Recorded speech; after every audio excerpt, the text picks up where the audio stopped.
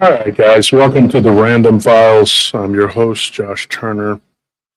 This is TRF, the Random Files. And let's get going here. Let's bring on our co-host, Hello. Miss Choate. How are you doing? I'm good. How are you? Good, good. Yeah.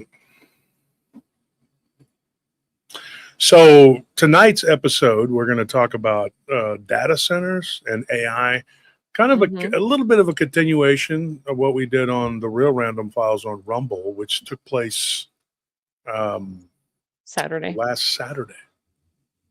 Yeah. Feels like it's been over. It feels like it's been a whole week. There's been a lot happened this week. It's just a lot going on. It just keeps happening. The world just keeps going. We keep spinning. Yeah. I keep thinking it's Friday or Saturday. It does feel like a Friday today. Yeah, it does. Yeah, I was doing quite a bit of research on the data center thing because I mean we all hear about it all the time, but to be honest, I hadn't looked super deeply into it, and when I did, it was pretty interesting and certainly disturbing. So, Yeah. hey, Richard. Well, hi guys, how are you? how's it going, Rich? Excellent. Yourselves? I was good, and your face popped up. I'm like, oh, God. No doubt. He's like, no doubt. It's enough to scare anybody. So I'm trying to get my get to No, it. you're good. You're good. You're good. You're a good guy. You're a good friend. We like you. Appreciate it. Likewise. You're an acquired taste. You have to be. Yeah, that's for sure. He's all right. That's for sure. Yeah. When I was a kid, that weird gray tube. We don't really know what it is. It's like the Oscar Mayer tube paste stuff. Yeah. You know what I'm talking about? Yeah, it's I don't know what it is. When I was a kid, I avoided it like the plague. And then one day we went camping and it was forced upon me.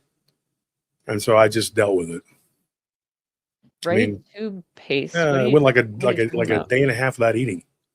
And my grandpa's like, that's all we got. You're going to eat it. And that's kind of how Richard is. He's just star or whatever. I mean, paste of tube or like Eddie Murphy said, if you're in the desert and you're starving and somebody throws you a cracker, you're like, it was a good ass cracker. Is that a Ritz? Is that a Ritz? Was that a Ritz? What was it? I mean, that's kind of how Richard is. You just kind of get used to him. He's just there, and you're just like, oh well, what else? What are we gonna do? I'm a Ritz cracker when you're starving, baby. Oh, exactly. Got a couple plain of saltine when you're not. Right you would never grab that unless you got something to eat with it. But whatever. Sometimes you just have to do what you got to do. No, it's like a paste. I don't know. You want to look it up, Anthony? It's a Oscar Mayer tube meat. I still have no idea what you're talking about, and I feel like it is. Yeah, I don't have much to go on. Oscar Mayer tube meat. Tube meat. Just look at. I don't know. Maybe that's the code words we could find. I'm sure it's made out of delicious people or something. I don't know.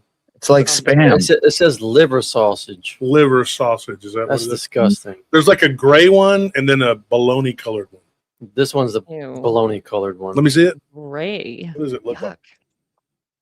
Yeah, that's something like it. Look at it. See it right there? Gross. There you go. It's like spam.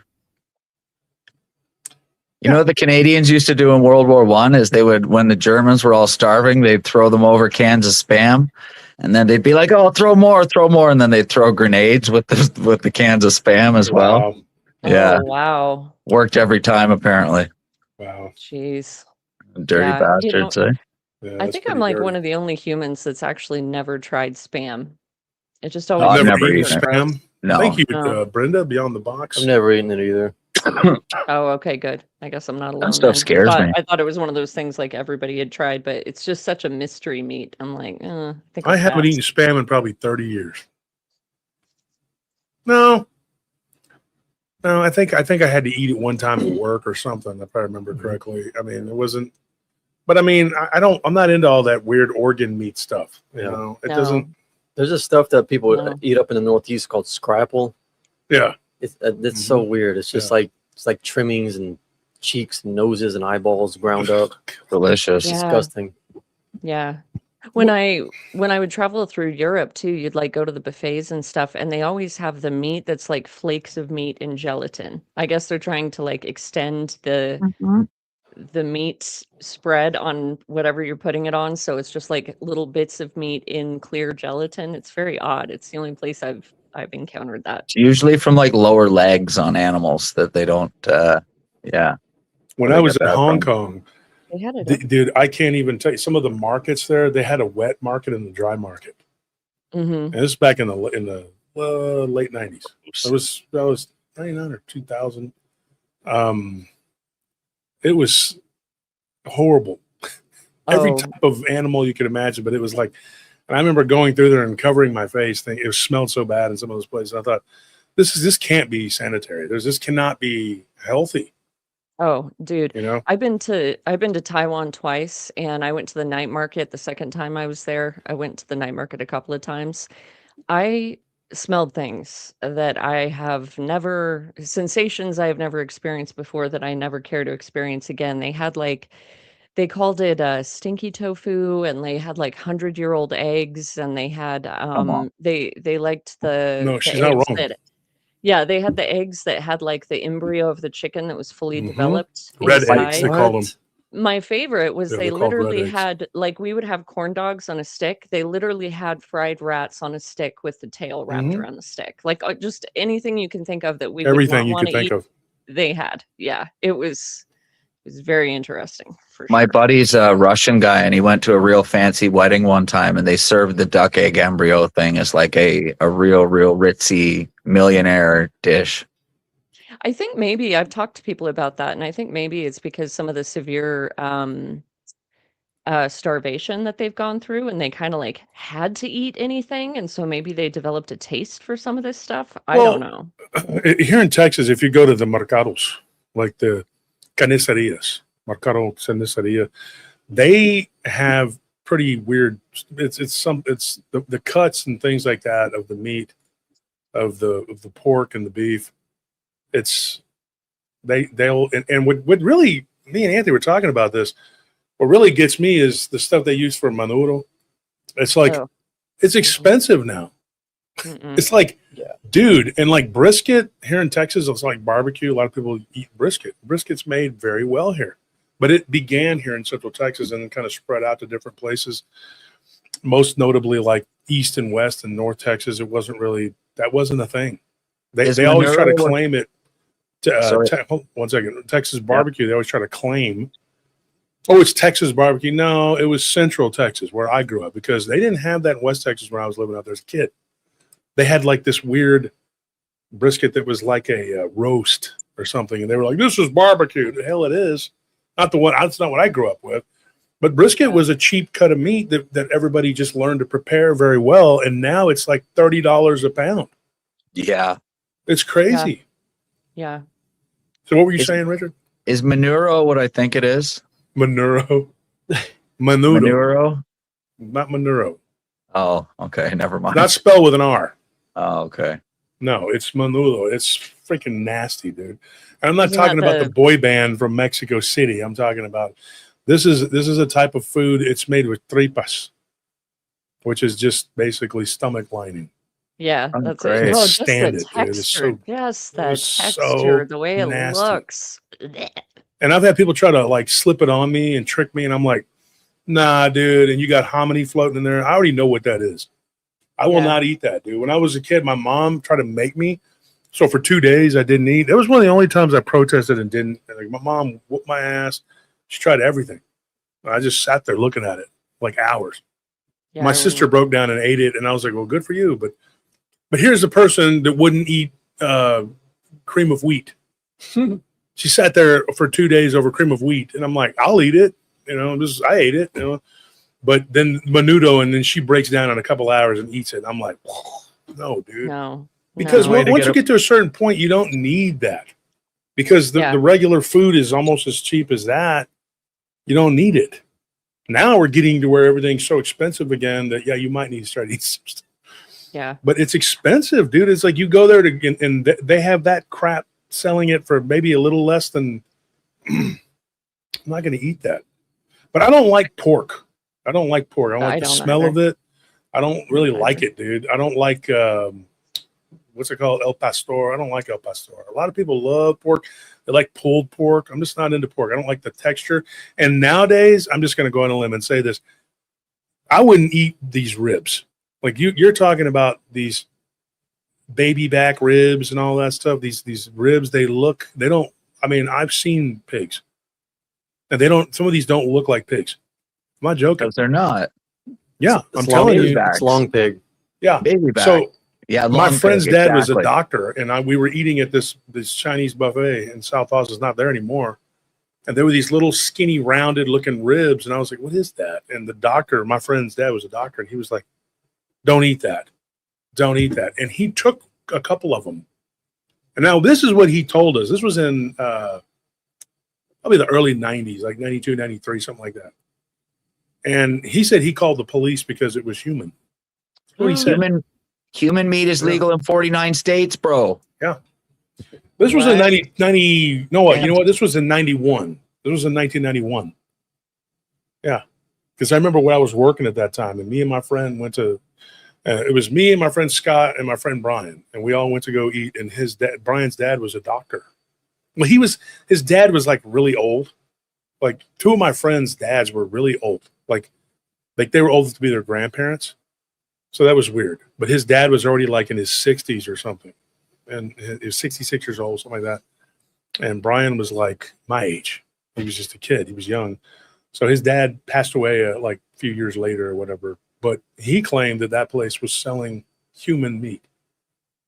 It was a Chinese place. Oy, I'm not joking. That's why That's we a own weird the story. butcher shops, and that's why we own all the meat manufacturing. The slaughterhouses. The slaughterhouses. Yeah. Thank you. Yeah. But you can, if the Chinese bring people over, pay your debts. You know, like you're an indentured servant. Then when they can't pay, what do they do? You go in the soup. Yeah. I'll do you Who one knows? better. I'll do you one better. Why are there no new cemeteries? So by his love says no, it is not legal. Look it up. He's challenging you. Human meat is legal in 49 states. Now, By His Love is one of my oldest friends on the entire internet thing.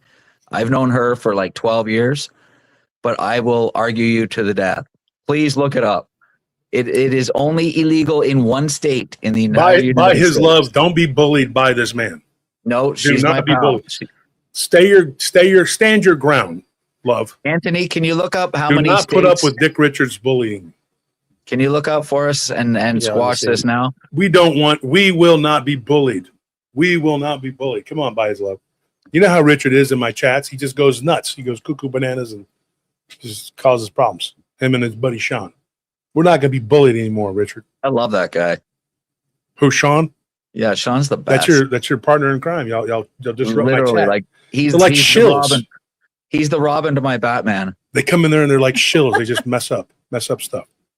Okay, so I'm reading here. Cannibalism is not explicitly illegal at the federal level in the United States, and 49 states lack specific statutes criminalizing the act of consuming human Ooh. flesh.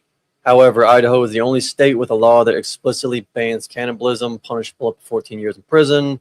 Yada yada yada. I'm telling you guys, my Jeez. state is like the most moral state.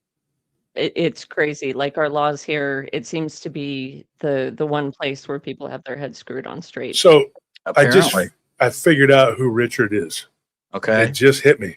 Who? He's that guy from the movie where they're like in Australia or whatever. And he's like, Oh, Apex. Yeah. oh, I thought you were gonna say Mark He's a Chopper cannibal. Reed. he's got that freaking hair. He's just like, yeah, you gotta tell this song. You better run, bitch. Yeah. Oh, That's Richard. That's Richard. That's what he's gonna do. And then, of course, Charlize Theron's trying to figure out what's going on. Huh? She looks like she's dumb. She's slow on the uptake. Why don't you get out of there, stupid? I thought you were gonna say Hando from Romper Stomper. Nah, that is too cool. I don't do that again.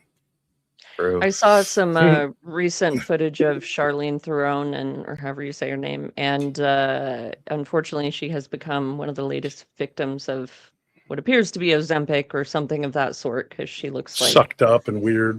They're Skeletor. swapping them out, Yeah. man.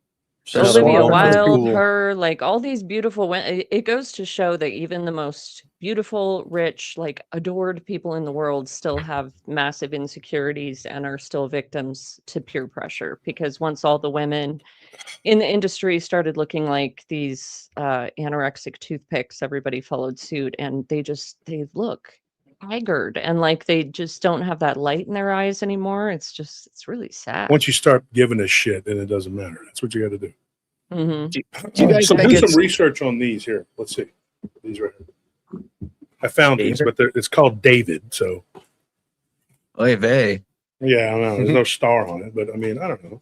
There's no rim fan. On What there. about the kosher tax symbol on it? Let me see. You wanna look it up? See what you can find out because I like them. Let me see if But it's every got the time I like circle U something, on it. somebody ruins it. They're like, no, those are actually made from the foreskins of armadillos. You don't want to eat that. Wow. Okay. Are you sure? Yes, I'm sure. I used Goggle. But then again, Google. If you type in on Google, type in "I'm alone with a black person," and then type in "I'm alone with a white person" and see what you get. See, and I'm one of those people. I'm comfortable with anybody. I'm not worried about somebody attacking me. Inversion? Huh? You get the inversion? One of them, well, I'm not gonna say which. You can look it up, but one of them tells you to like basically run for your life and hide, and the other one's like, oh, they're fine. Don't worry about it. Of course, Yeah. Can I guess which is enriching. which? No, we're not gonna get into it because I'm not into it. Show is not about racism. I'm not gonna do that. But Okay. this isn't an attack on. It has nothing to do with black people. Black people didn't make that. That's the thing that people don't understand. Like we're all fighting with each other. They're not making that stuff. Mm-hmm. There's another group of people that are doing it. And it's Generated. so hard to get these idiots to, they're just like I said before, I got DT. You can't tell them anything. You can't say. And if they're on the right, they're more stupid than the left at this point, But the left are mean little shits. I got something I was going to read to you guys. There's a guy called the Williamson Reporter. And he's on my Facebook, and I don't really have a problem with him personally, but I guess he got stopped by the Williamson County Police, which is not a shock. They can be pretty, harsh. But I just said on there, I said, dude, maybe you talk to them a certain way or you give them an attitude, because if you do, they're going to be really thrown off, dude. They are not nice. And so I've had my issues with the police, and for the most part, I mean, if you just answer the questions and then you just go on, and they do have the authority to stop and ID people, because I'm going to be honest, there have been times doing my job where I just stopped a random person, on the property, and they turned out to be not supposed to be there, not doing good stuff. And so you have to sometimes do your job, and sometimes that entails pissing people off. Well, this guy posts like every few days. He's angry about what they did. I guess they stopped him or whatever. So I said something, and a million nasty comments came from these leftist goofballs. So I invited the guy to come on our show. I said, "Will you come on our show and plead your case, tell everybody how horrible they are, whatever." He hasn't responded, but he keeps posting about it every few days. But these leftists, they just come out and they're just like, they're just so angry, so pissed, saying the worst things they could. So I was going to read some of it, but it got so bad I couldn't. I'm going to read some of it on the Rumble. We can get into it. This just reminding you how vile the left is. So just when you think that the right cannot be more annoying, the left just says, hold my, latte, and they do it. And it's just absolutely vile, stupid crap. Saying the dumbest shit. They don't know me from Adam. They just know that I said something about it, and they jumped all over me. And then there's other people who said all kinds of stuff that they didn't even go after. They went after me, and I'm just like, okay. But I tried tagging you guys in it. Richard, of course, didn't show up, but Anna, you came up and liked the comment. You didn't. Oh, I didn't even see it. Y'all didn't go in. I was like, oh, okay, I see what happened here. Nobody gives a shit about it. Great. Wait, what was it?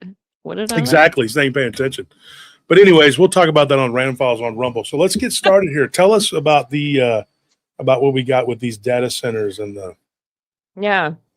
Well, one of the primary things I wanted to talk about, we probably won't be able to get to everything tonight because there's just such a mountain of information, but it's something that Nellie sent, I think it was yesterday, and I thought it was so interesting and it makes so much sense. So I think all of us, when it comes to these data centers, we all just have this gut feeling like not only that they're these monstrosities that are gobbling up resources and they're buying up entire towns and turning them into ghost towns and causing all of this noise pollution and health problems and putting all this particulate matter into the air and just all kinds of stuff. But I think we just all in our soul kind of feel like they are not telling us exactly what these things are really for. And what she sent was a gentleman who was talking about how there was a guy who apparently was working um, with some of these billionaires or whatever that were building these data centers, and he had to sign an NDA. But once he signed the NDA, the gentleman disclosed to him what they're really all about, and he was so disturbed by it and so concerned for the public that he went to some woman with a like an online show and disclosed it to her. Don't know who this person is, don't know what the show was that he disclosed it to, but this was kind of trickle down information. So apparently, allegedly, what this powerful guy told him is that the data centers, the data storage for the chatbots and all of that is mostly a ruse. Obviously, on the surface level, yes, they're actually doing those operations. I mean, it would be impossible to just completely fabricate it. But what's really going on apparently is on the lower levels, they're building gigantic bunkers because they know that eventually there's going to be class warfare because they are disenfranchising, all of the US citizens. They're stealing the American dream, they're destroying the economy. There's just all this tension going on, and they know eventually there's going to be a reckoning with that. And they also are concerned about something they call the event, um, which this is something else I heard someone else discuss, a different whistleblower, but the event can be a number of different scenarios, but obviously catastrophic scenarios they're concerned about, which is why they're all building these bunkers. So we know about the actual like the bunkers that they're disclosing. You can even watch videos touring some of them and stuff. But these bunkers under these data centers are like massive cities that they're building under there. And it makes complete sense when you think about it because they have the excuse of sucking up entire lakes and these hundreds and thousands, millions of gallons of water and all of these resources for their cooling systems. But apparently what this guy told him is what's really going on is they're hoarding these resources and storing them underground in these bunkers for their own survival when it's time for them to go under there. And he even described how they have like digital skies, which when I heard that, it actually lended even more credibility to what the guy was saying, because I've heard that before, going back probably 10 years. I've heard whistleblowers that have talked about how they've been in some of these deep underground military bases, DUMBs for short, as I'm sure people know, and that they would have, for people's mental health, they would have like tennis courts or fake parks with astroturf, and then the sky would be a digital projection with like a blue sky and clouds so that they could feel like they had an outdoor experience, even though they're stuck underground. And this guy described that in some of these bunkers that they're building under these data centers. So it makes total sense to me. It's hiding your hiding place in plain sight, which is probably the best place to hide it. And it gives the perfect excuse for them to bring in this, you know, huge amount of wiring and technical equipment and pipes and dig out, and it's just the perfect cover for something like that. Do I have proof? No. Does it make sense to me? Absolutely. It's the first explanation I've heard where I go, that actually clicks into place. That makes perfect sense. So, yeah, I tend to think and that doesn't mean that they're all bunkers, pardon me, but I would not be surprised in the least if some of these data centers are actually going to be a future hiding place for these people to go. That makes perfect sense. Yeah. Yeah, it absolutely does. And just the amount of natural resources, because there's been some people that have come forward. Like there was one guy, I think probably some people have seen the video. I think he went to like a city council meeting or something, and he said, "Look, I've worked with these data centers for ages. They are lying to you. They do not require that much water to function." Whether he's accurate on that or not, I don't know. Obviously, I'm not an expert. But like I said, I just think that we all sense there's something really strange going on with this. I think there's a secondary purpose There usually is secondary or third or fourth purposes with everything that these people do. And so, yeah, this would not surprise me at all if that's what's actually going on with them.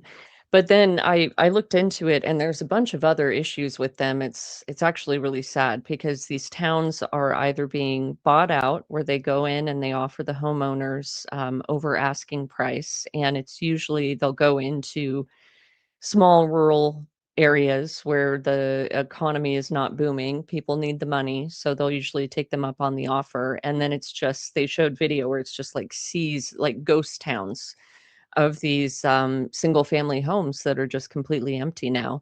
Or it'll be in areas where the people do stay, but once the data centers go up, they all complain of this horrible noise pollution, like this horrible aggravating hum sound. But on top of that, there was a guy who went around and he's an audio expert, and he started doing testing. And he discovered that these data centers are putting off just an ungodly amount of infrasound, which is actually making people super physically sick. Yep. There was one family where their little girl, she's like 6 years old, and they had to move because it was making her so ill. And sure enough, once they moved, she got better right away. But people and the neighbors in the area, they'll communicate with each other, and they will all have a spike in the same kind of symptoms at the same exact time. And they said it'll get so bad they can't even get basic work done, like on their farms or whatever. It'll be extreme anxiety, depression, dizziness, feelings of doom and dread. It'll be nausea and vomiting, and just this feeling of feeling sick all over. And it's just basically destroying people's lives. It's horrible. And then all the pollution it's putting off. And I think they said like most of the data centers, it's the amount of water that they're consuming, it's putting off like 100,000 gallons of water vapor into the air. Not saying that that's pollution, but I just thought it was crazy. $100,000 or 100,000 gallons into the air like per day. That's a lot of water output. I heard it theorized. I was watching Richie from Boston, and somebody had talked to him, and what they were theorizing is that what they're doing is reprogramming the water, Oh, really? because water so? holds memory, water It holds life, does. Yeah, water like is a living organism. that scientist, the Japanese scientist, I can't remember his name right now, all those experiments. Michio Mm-hmm. No, Yeah. The one that froze the water. Mm-hmm. Yeah, that structured water tests. Yeah, it was a different guy. was a different guy. Yeah, I was going to Yeah. say that.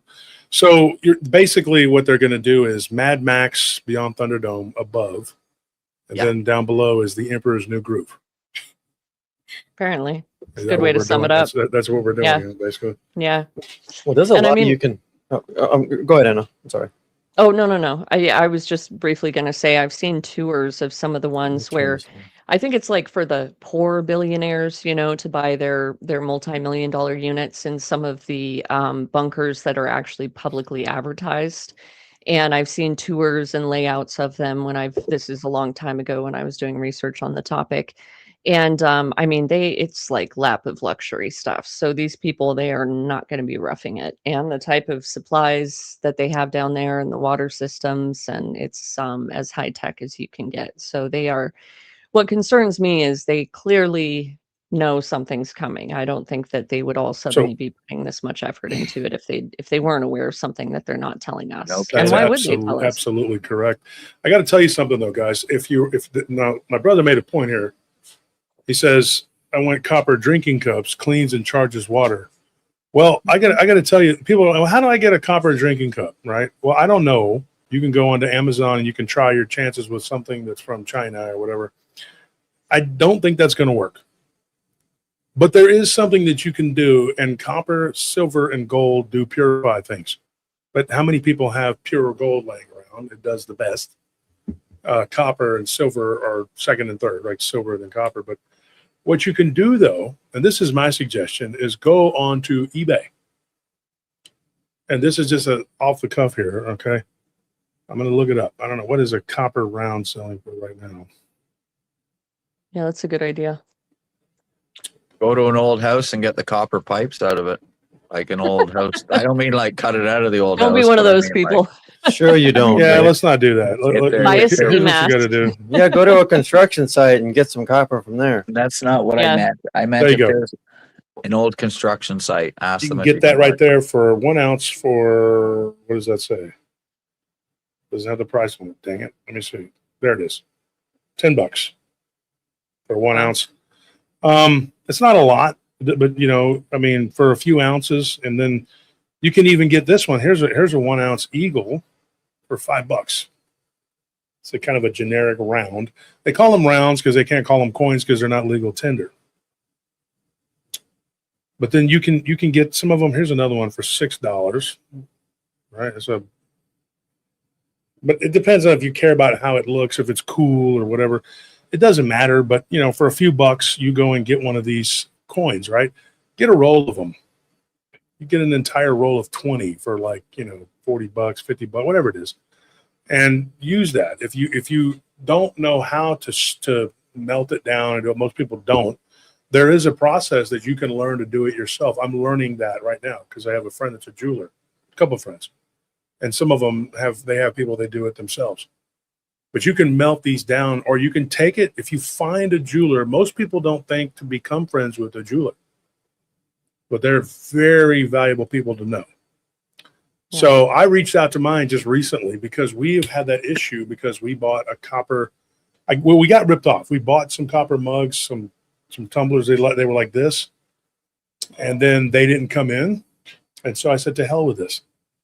We want a copper, something to drink out of. We have a bunch of copper here. So I'm just going to turn it over to my jeweler's brother, and he's going to melt it down and make us some copper drinking cups because it's a healthier way to drink and eat food. Antique stores too, or flea markets would be a good place to acquire some. Okay. Well, if you guys want to make sure that you get what Okay. you want to get the copper yourself and find somebody who can turn it into what you want. I'm telling you, that's the most efficient way. I'm not trying to say Richard's not correct, but when you say you're all that, right. you're throwing things out there and people are like going, Don't do that. I'm telling you, there's a clear path. And there's even people on YouTube that can show you how to melt it down. Now, you're not going to be able to sculpt it and all that, but you might want to carry it more efficiently. You can take it down into, because piping is going to be big pieces of pipe. I'm not going to take that to my jeweler and go, can you melt this pipe down that I stole from this abandoned building? He's going to tell me to F off. didn't say steal. Well, not me. Well, I tell you to F off, but I'll tell somebody to F off that does that. So nobody's going to melt that down, right? And then you got to saw it into little nuggets and whatever. Who the hell knows? Just get some coins, get some rounds off of eBay. They're cheap. Just go buy the copper, and you can go. And I think copper is, what is copper now? Like 10,000 a ton? Can you look it up real quick? Just TONNE. So for And people then- who aren't aware, can you explain like what exactly it does to the water? Sure. Do you want to say it, Richard? Or do you want me to do it? I believe it ionizes the water. Okay. You always say goofy shit. That isn't. All What right. can you tell them in English? I know you're Canadian. Basically, the copper will like kill all the bad stuff and help to encourage the growth of the good bacteria and the good the living water aspect of it. Am I wrong? Yeah. Copper's at $6.52 a pound. Yeah. That's not what I asked. I said a ton. No. Times that by 2,000, bro. So It's 12,000. if anybody has heard noises coming from the data centers, it's atrocious. Has anybody heard that? Mhm. It's annoying. Think about it for a moment. They remove the bells from the churches, and it said that the bells were actually healing people. This Yeah. was Tartarian technology. We've talked about it on the show. Mhm. So now you think about what the particular sound from those data centers is. What it's going to do to people on the cellular level. What's going to happen to them? Think about how damaging all of this is. The 5G, the 4G, it gets worse progressively. 6 Carrying the coming phone out. around, it's terrible. Yeah. Yeah, and know we're that all that's- being inundated 24/7. All of our cells are being bombarded. You can't escape it anywhere you go. All the Wi-Fi, the radio signals, the radiation, the EMF. You know why you find 5G towers in the middle of nowhere? So all copper is at $14,170 per metric ton. It's gone up quite a bit. Copper is skyrocketing right now. So you would probably you need to get some, jump on it before it goes up higher, and then you can use it for all kinds of things. Put it in milk. It won't curdle like it's, do that with silver too. I promise you, I'm not joking. You can put silver in milk and it's antimicrobial. Copper is the same way. You can also put like little ribs of it on your elbows and your knees. They have braces like that. They have these Copera and Tommy Copper and all this stuff. It's really healthy. It does a lot. You can take the I don't know why I'm blanking on what it's called, because I like nano silver, the micronized silver solution that can be really healthy too to consume. Oh, the colloidal silver. Yeah, thank you. And they'll say, if you go to Google and you ask about it, it'll say, don't do it, it'll make you turn blue. But that's if you had copious amounts of it and it wasn't, or if you were trying to generate your own and you didn't know what you were doing. But when you buy it just in the reputable bottled versions online, it's totally fine. It can help with a ton of stuff.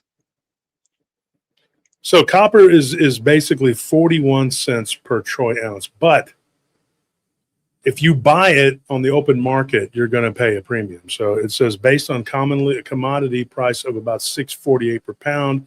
However, if you buy silver 1 ounce copper bullion, you're looking at anywhere from $4 to $27, depending on design. And of course, there's dealer markup and costs and stuff. But yeah, you can get one for $4 for a round, but you're going to have to melt it down. But you could go and do what Richard said and go and rob a house. I didn't say rob a house. I said that's what you're saying. But I'm not going to go into anybody's property and risk getting shot because I want to steal the copper piping. Because it's stealing. Okay, it's not moral. You can buy copper wire as well and melt that copper down. Well, there again, you're going to have to find somebody who's willing to take the wiring, and it's just much easier to take those plugs.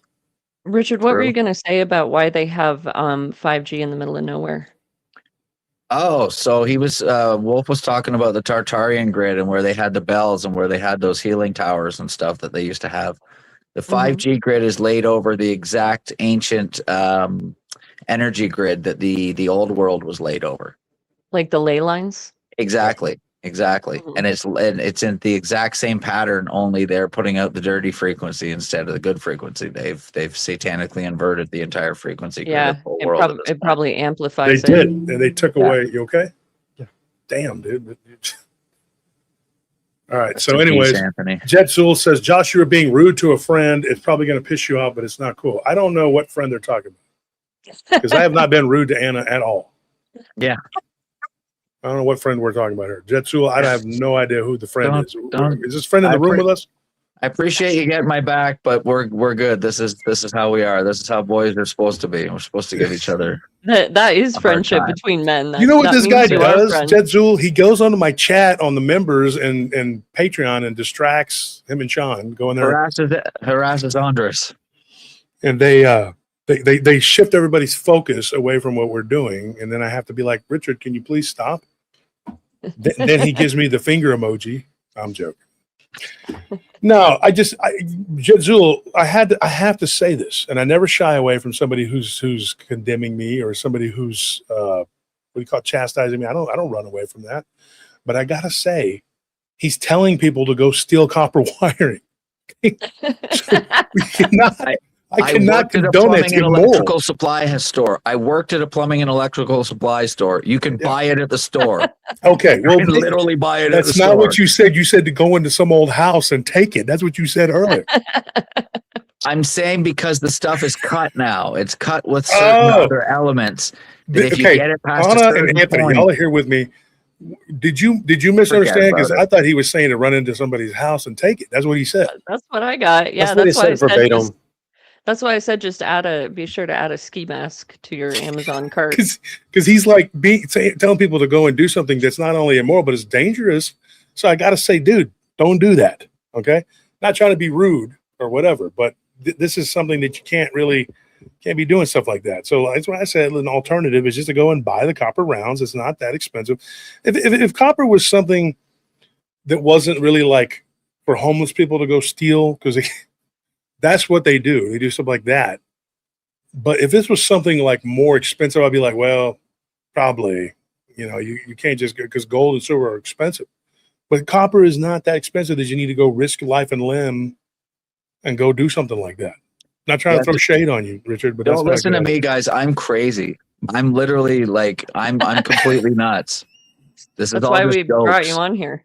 Don't listen to me. I'm just here for the. But you know what, though, Richard? That's good feedback, though, from Blazul, whatever. What was it? Jezul? You've been around for a while, right? Yeah, Jezul's got my back. Love that guy. Jezul, yeah. So that's good advice, though, because the outside people don't know our friendship and how we do that, because it's kind of like a thing we do, but they don't know.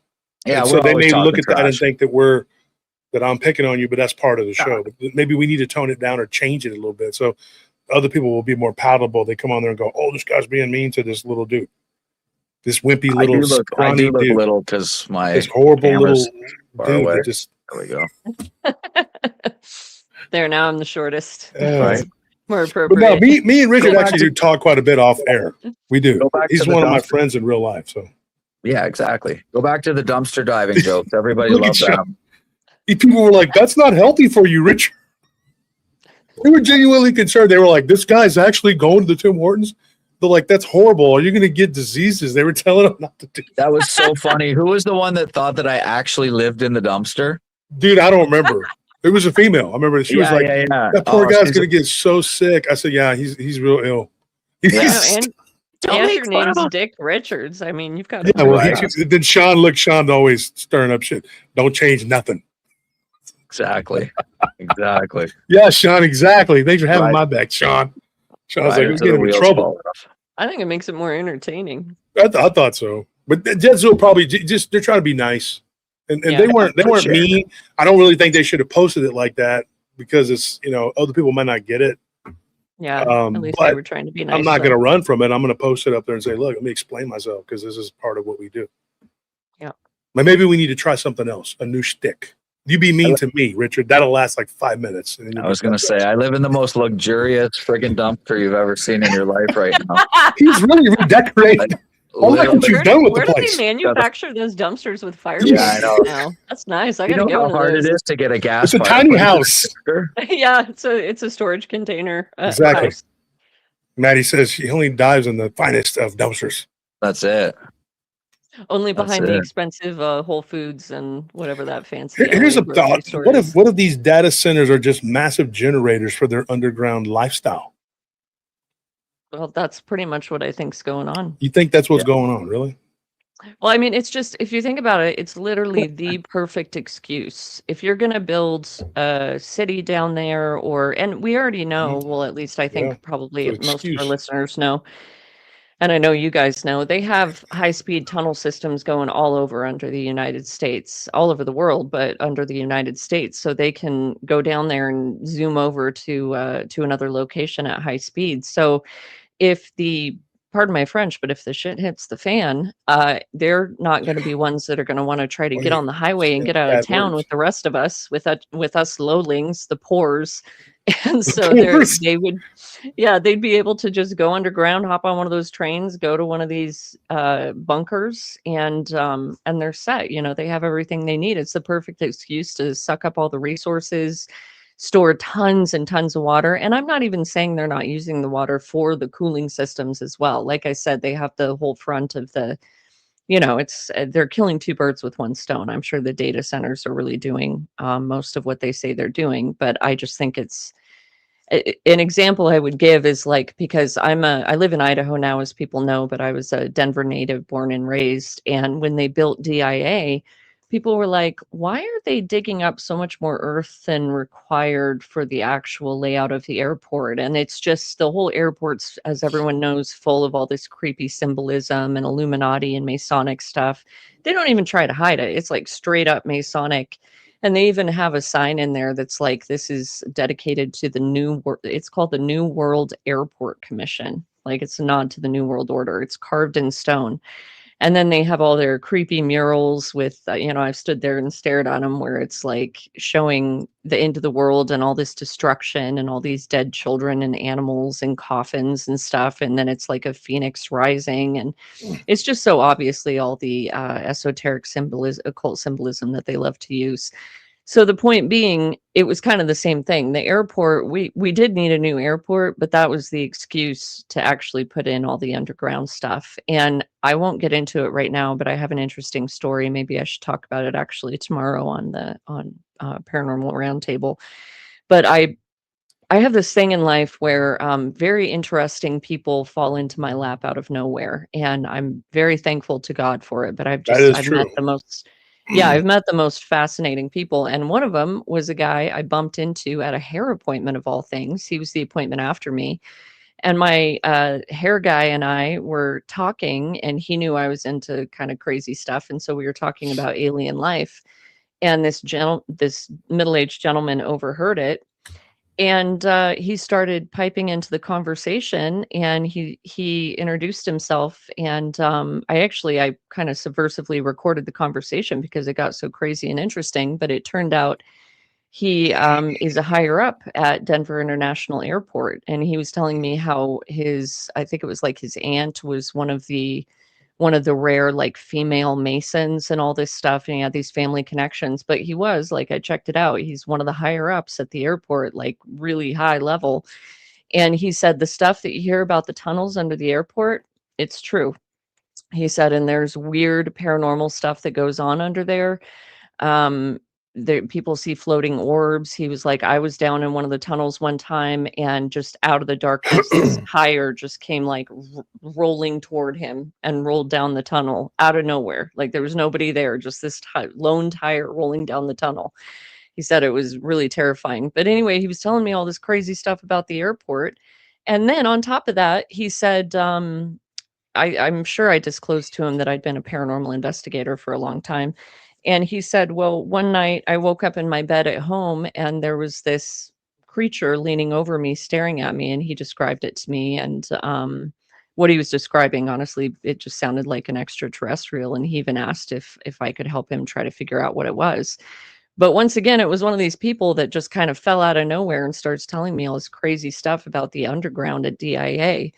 And so I think with DIA, that was the excuse for all this underground stuff that they built. And I'm sure there's probably, again, like a whole city under there. And even the Queen of England, she bought hundreds of thousands of acres right next to the Denver International Airport. Why? Why would the Queen of England be buying land next to DIA? Like there's obviously something going on. And there's a lot to indicate that it's going to be basically sort of a hub of the New World Order in Denver in the future. It's in the middle of the country. Doesn't make Mhm. sense to have it on the east or west coast. Right. Yeah. Washington, D.C. does not make sense. It's archaic. Yeah. It doesn't make sense from their point of view. It doesn't. I mean, it just, I've always thought that the middle of the country would make sense. Colorado is a natural fit because of the mountains.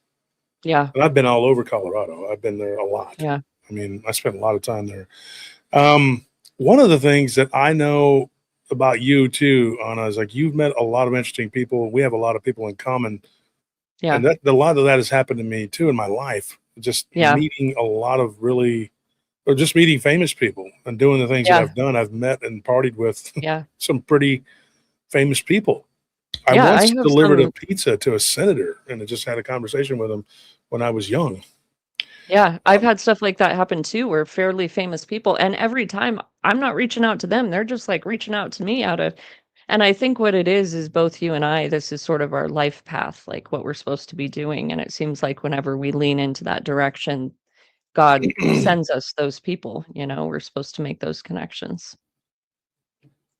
That's how I interpret I it. think they dumb people down. So some can't read. They're destroying books. I heard Yep. that they're taking law books out of the library because people like me will use pro se. Yeah, it's just, everyone will have to hear what they want you to hear, Mhm. from loudspeakers from the data centers. I mean, it's very possible. It's going to get bad. 15-minute cities will play into this and flock cameras in the police state. Yeah. The What stuff happened, they Richard? can He disappeared into the I ether. think they zapped me. Is that The- true? Yeah. The stuff they can do with sound waves, as most people know, is just absolutely crazy. And they use it for crowd control and Lord knows what that we don't even know about. But in one of these videos today, I was watching regarding the data centers.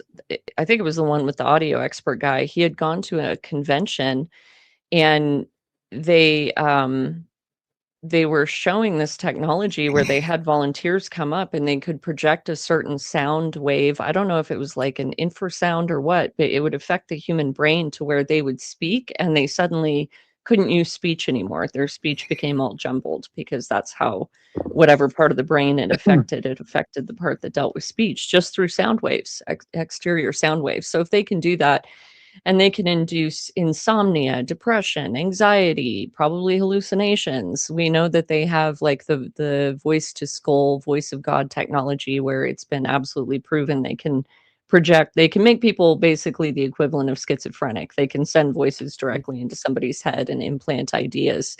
They've discussed how they plan to implant commercials overnight as people sleep. I mean, if they're openly discussing this stuff, think about what they're already doing to us that we don't know about. I have a crazy theory about that. Now, just remember this. This is all for entertainment purposes, and I'm crazy. Like I'm. Don't. Well, this don't is just- say this that is a- because they'll be like, why do you have an actual crazy person on your show? Oh, it is what Add it a is. It little adds for spice. entertainment value. So say I was like a crazy diabolical genius and I wanted to turn everybody into androids. Okay? Mm-hmm. Like everybody in the whole world, I wanted to turn them into synthetic humanoid. I don't know what, let's think up a name, maybe like Homo Borg Genesis or something. I don't know. That seems like an interesting name to call them. Just pull that out of thin air. Yeah. And I wanted to use quantum dots, which are qubits, to make a third strand of DNA from silicone inside of everybody's body in the whole world. And then on the nanoscale, somehow I got these silicone quantum dots into everybody's body, whether it be through smart dust or some sort of intervention or whatever it might be. And then what we do is we'd link this electron cloud and we'd set it to quantum entanglement, okay, through the 5G networks, through the wireless networks. Mm-hmm. And we'd call it, I don't know what we'd call it. Maybe, how about the Internet of Bodies? Let's call it that for lack of a better term. Okay. And then what we'd do is we'd run this Internet of Bodies through the quantum realm, okay? And we'd have it operating through a thing called the World Sentient Simulation. I just made that up off the top of my head right now. It's totally not a thing. You can't That's look it smart. up. Yeah. I don't think So- I don't think this is entertainment. I don't think you're crazy. We I don't think you're being sarcastic. It's freaking we run brilliant. it through this. We'd have like the actual operating system run through like quantum computers, maybe like daisy chained all together, and I'd use a have the different term, 5 but and yeah, 6 and 7. Yeah, it's it's D-Wave, but anyway, I just made that up too. It's not like I used to live 2 blocks away from the literal D-Wave headquarters where they made the thing in Burnaby, BC. So what we do is we'd encapsulate the material and transfer DNA intercellularly to the nucleus, and then it would be encapsulated in envelopes, okay?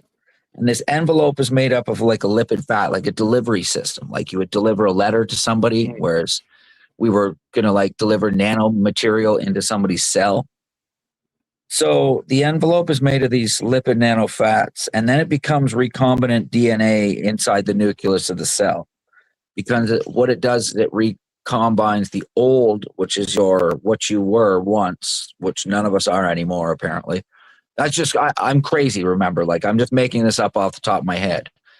And then it recombinates it like through, like I said, like if you were to like spray like dust that had this stuff in it on people, or you would put it in like food or water or like nanoparticles. or literally saturate the entire earth with it and put it in everything. Literally. Like glyphosate. And we Yeah. talked Like a about glyphosate, what were the Solvay's? We Yep. were Yeah. talking about So- Anna did a deep dive on the Solvays. Yeah. So the What My you're dad way, was talking about the is way that I would poisoned with control it all glyphosate. though was the way that I would control it all though is through these AI data centers. That's the way I would be able to have the computing power to control everybody at the same time for all Yeah. time on Earth. Yep. this is something So- I posted on Facebook. Yeah. If you go, guys, And- go watch my Facebook. Go check it out. I post a lot of stuff like that.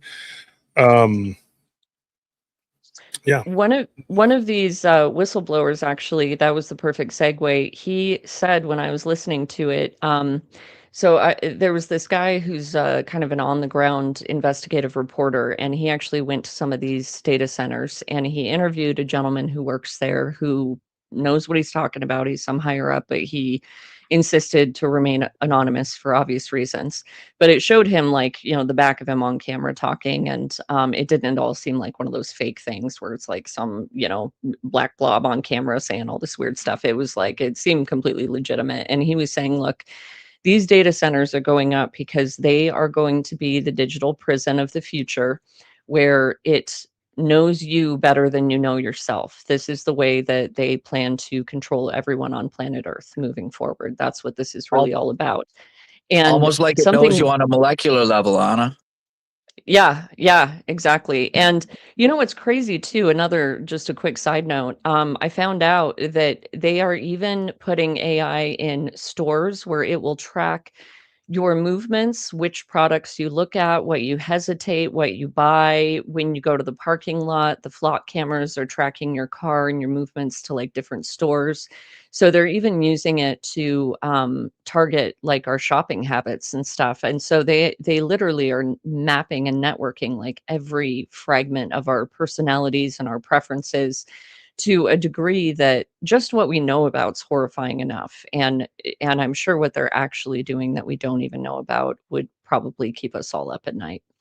But another really interesting thing I did want to mention very briefly is that all of the information from these data centers, all of them, and all of the big AI companies, and this is a fact, you can look this up, is being filtered through an Israeli cybersecurity company called Checkpoint. So surprise, surprise, it's going to Israel.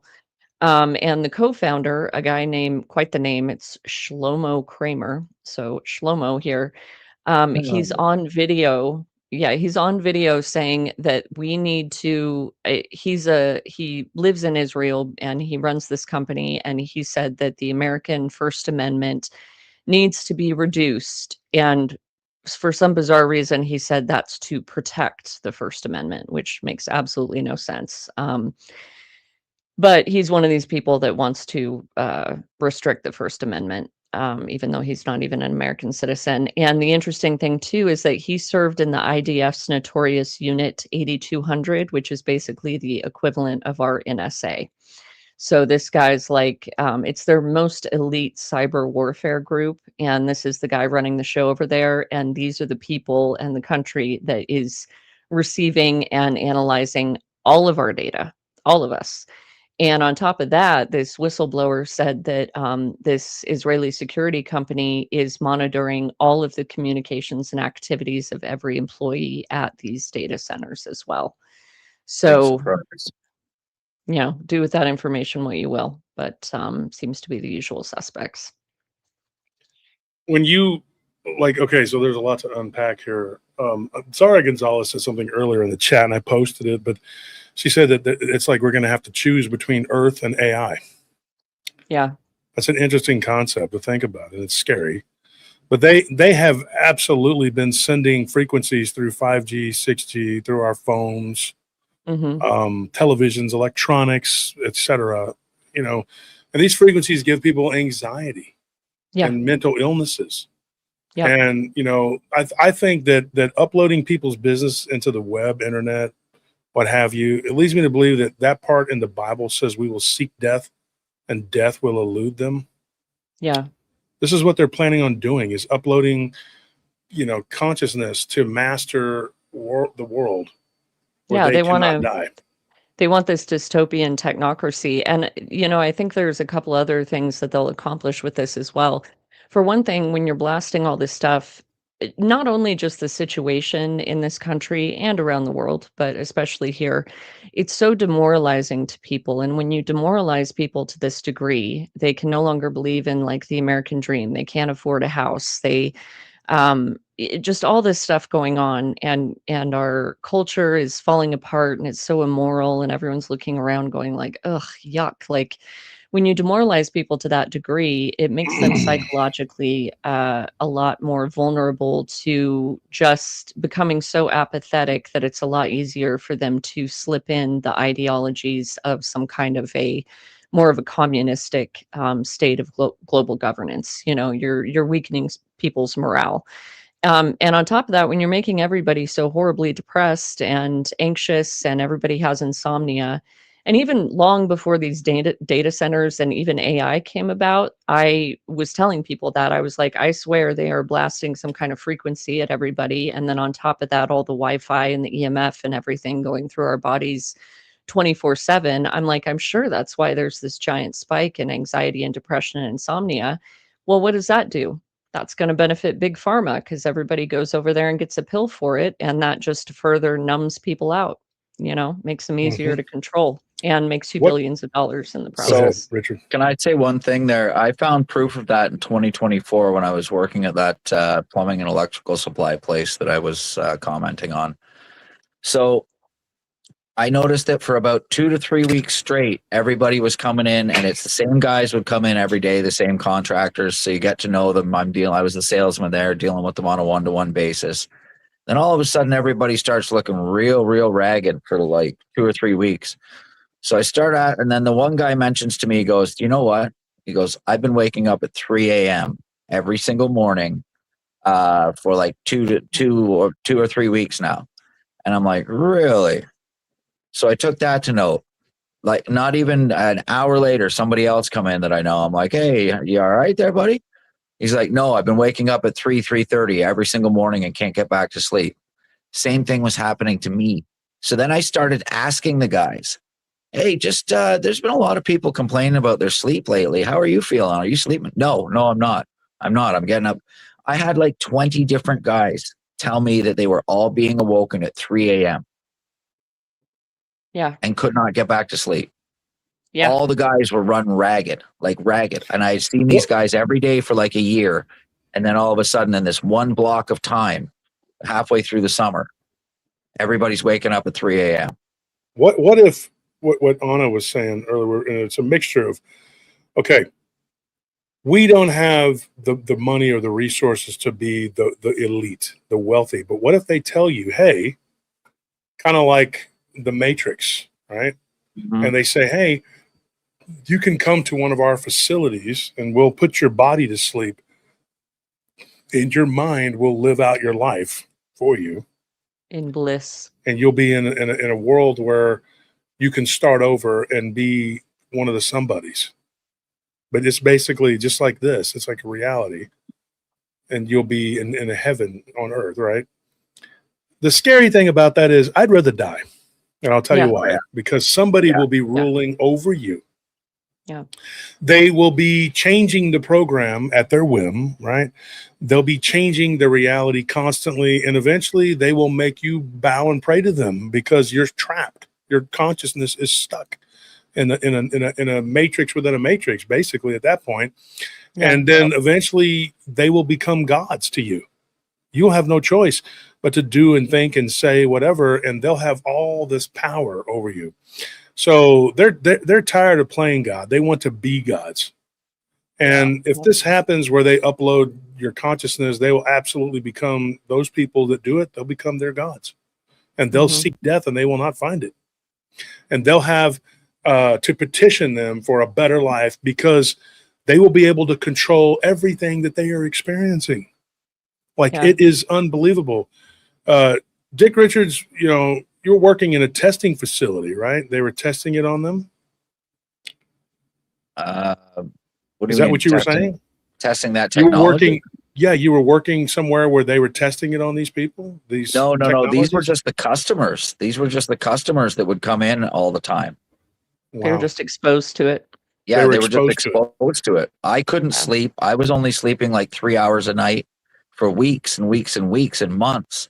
And then all of a sudden I noticed that one guy mentioned that he was being awoken at 3 a.m. all the time, and then another guy, and then another guy. So I started asking all the guys, because I know, like, I see these guys every day. So we're always, just talking or whatever and shooting the crap. And yeah, so I started asking people how, like, hey, how you been sleeping? You look kind of rough. Oh no, I can't sleep. I'm up at 2:30, 3. It was usually 3 and 3:30 that everybody was getting woken up. And I thought, oh wow, that's the witching hour. So go figure. Yeah. Yeah, Exactly. and I've said this before many times, and now and this is we're not going to get into paranormal here, but PRT is for that. But I can tell you this: I've found a connection between brujeria, which is black magic, and shapeshifting, and owls. Obviously, they turn into lechuza, right? If you're Hispanic, you know what that is.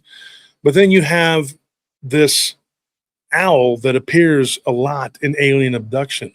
Yeah, I was just going to say that. Yeah, They so often what appear in that the way. hell is going on with that? Because where there's smoke, there's fire, and then they want you to believe that it's not all connected. The one thing that I hate about the paranormal community, and I say paranormal is in anything that is not completely normal, right?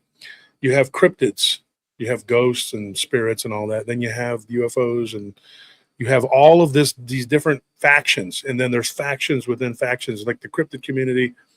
There are Bigfooters that don't believe in anything other than Bigfoot, and it's some sort of throwback monkey man, and everything else is they poo-poo it. Dog man is just right out. That's crazy. There's no such thing.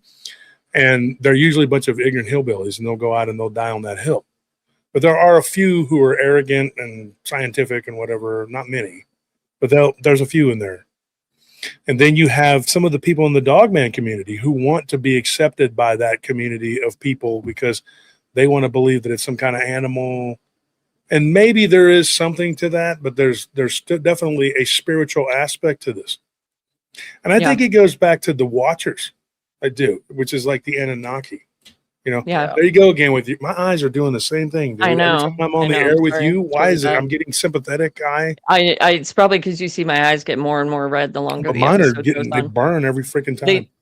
I don't know if you saw, I posted it, but they just brought in a bunch of firefighters from New Zealand and Australia to fight the fires here. That's how bad it is. So Me and Nelly were talking about every it. single day, all summer, I've just been like, oh, my eyes. Yeah. We've been having eye problems, me and Nelly both. And I just told her, I said, it's Anna Choate. She's gone in there and it's psychosomatic. I've passed it on to you. Yeah. What is that? Blue light Morphic from the resonance, right? screens. Everything connected. Oh, Morphic resonance. yeah, but also there was another thing I was thinking about thinking that. of too. But It's blue light from the screens as well. That crap wrecks your eyes in no time. My eyes are messed that's up. true at times because as well. I'm staring at a Yeah. laptop. You were doing that? You were staring at the laptop, Dick? Yeah, and I was staring at my phone or whatever. Yeah. Yeah. But staring at my phone right now, my eyes are getting Living real behind bad. a Tim Hortons and you have an iPad. Yeah. We literally raised money for you on the show one time because you were so broke free living Wi-Fi. behind the Tim dumpster. Free Wi-Fi. Huh? No, I Look just at got a his real good hairs. cell phone. I don't even have an iPad or a computer anymore. Actually, I got rid of it. Oh, you got to get you a computer. I Your know. eyes can be wrecked like us. Yeah, exactly. Yeah, there it is. Nathan is a smart guy. He's always on top of it. Vincent had something smart he said a minute ago. What was he saying? I posted it, but I wanted to say it. I can't read any of that crap anymore. I used to be able to read it perfectly. I can't. Oh, he see called a them word of crap. cyber gods. Yeah, they'll be cyber gods. That's what they'll be. Richard, you need to get like a monocle. Just sit there with a monocle on the show. Yes. You'll look That'd more be a good look. distinguished behind the Yeah, and get a mustache. That'd be a good look. They come to you and you're like, good sir, I am fishing for a sausage and cheese biscuit. If you would please politely walk off. You can So- call Just yourself go the back to diving. Monopoly. You can call yourself Say- the Monopoly Man, and then we can do an can't. episode on No. the Uh, Mandela effect and how the okay. Monopoly guy no So longer I was has a monocle. I was watching that David Spade sitcom where he plays like the executive, and it's Elaine's boyfriend from Seinfeld's in the show too. I can't remember what it's called. Oh, you're talking They about did a Patrick Warburton? Yeah. They did a Monopoly Man joke session where they told 3 jokes about the monocle. 3 jokes. I'm going to get a monocle like the Monopoly Man, and then he went on and told 2 more monocle jokes. Why do we it all was remember from that? And I will The early like, 2000s. some of those I'm kind of like, okay, I can kind of see where maybe people misremembered, but I will Yeah. die on the hill of Fruit of the Loom. Fruit of the Loom had a Yeah, cornucopia. the cornucopia thing really bugs me. There's a bunch of them that bug me. Look at this freaking The hair, one that bugs me the worst is the lion will lie down with the wolf. The wolf will lie dude. down with the lamb. Yeah, when they start messing was with the the lion and the Bible, lamb. dude, that's Wait, when what? you start getting. It's the wolf now? Mhm. Yeah, the You wolf didn't will know that? dwell with. Yeah, the I have wolf will no, and I've dwell. never heard that. Never once in my life have I heard that. I've always heard the lion will lie down with the lamb. Yeah, it's the wolf will lay down with the lamb, What? or the wolf will That dwell with the Mm. lamb now, or whatever it is.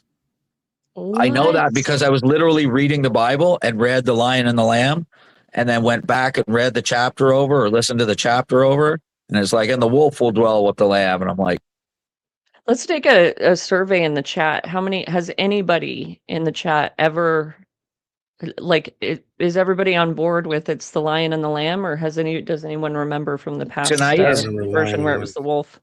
tonight at the drug counseling that I run, yeah, they sing this song about the lion and the lamb, and it's from like Yeah, the 90s. there's even Yeah. artwork. There's been artwork for ages showing a lion laying down with a lamb, Christian How many artwork. times have you seen a wolf lie down with the lamb? Exactly. Never. Never. And Barry I says he know. remembers Lion and Lamb, and Yeah. he is a PRT veteran. Crazy, But, man. Yeah, that's It's that so weird. merging of timelines, merging of quantum realms. It's ridiculous. Also, yeah.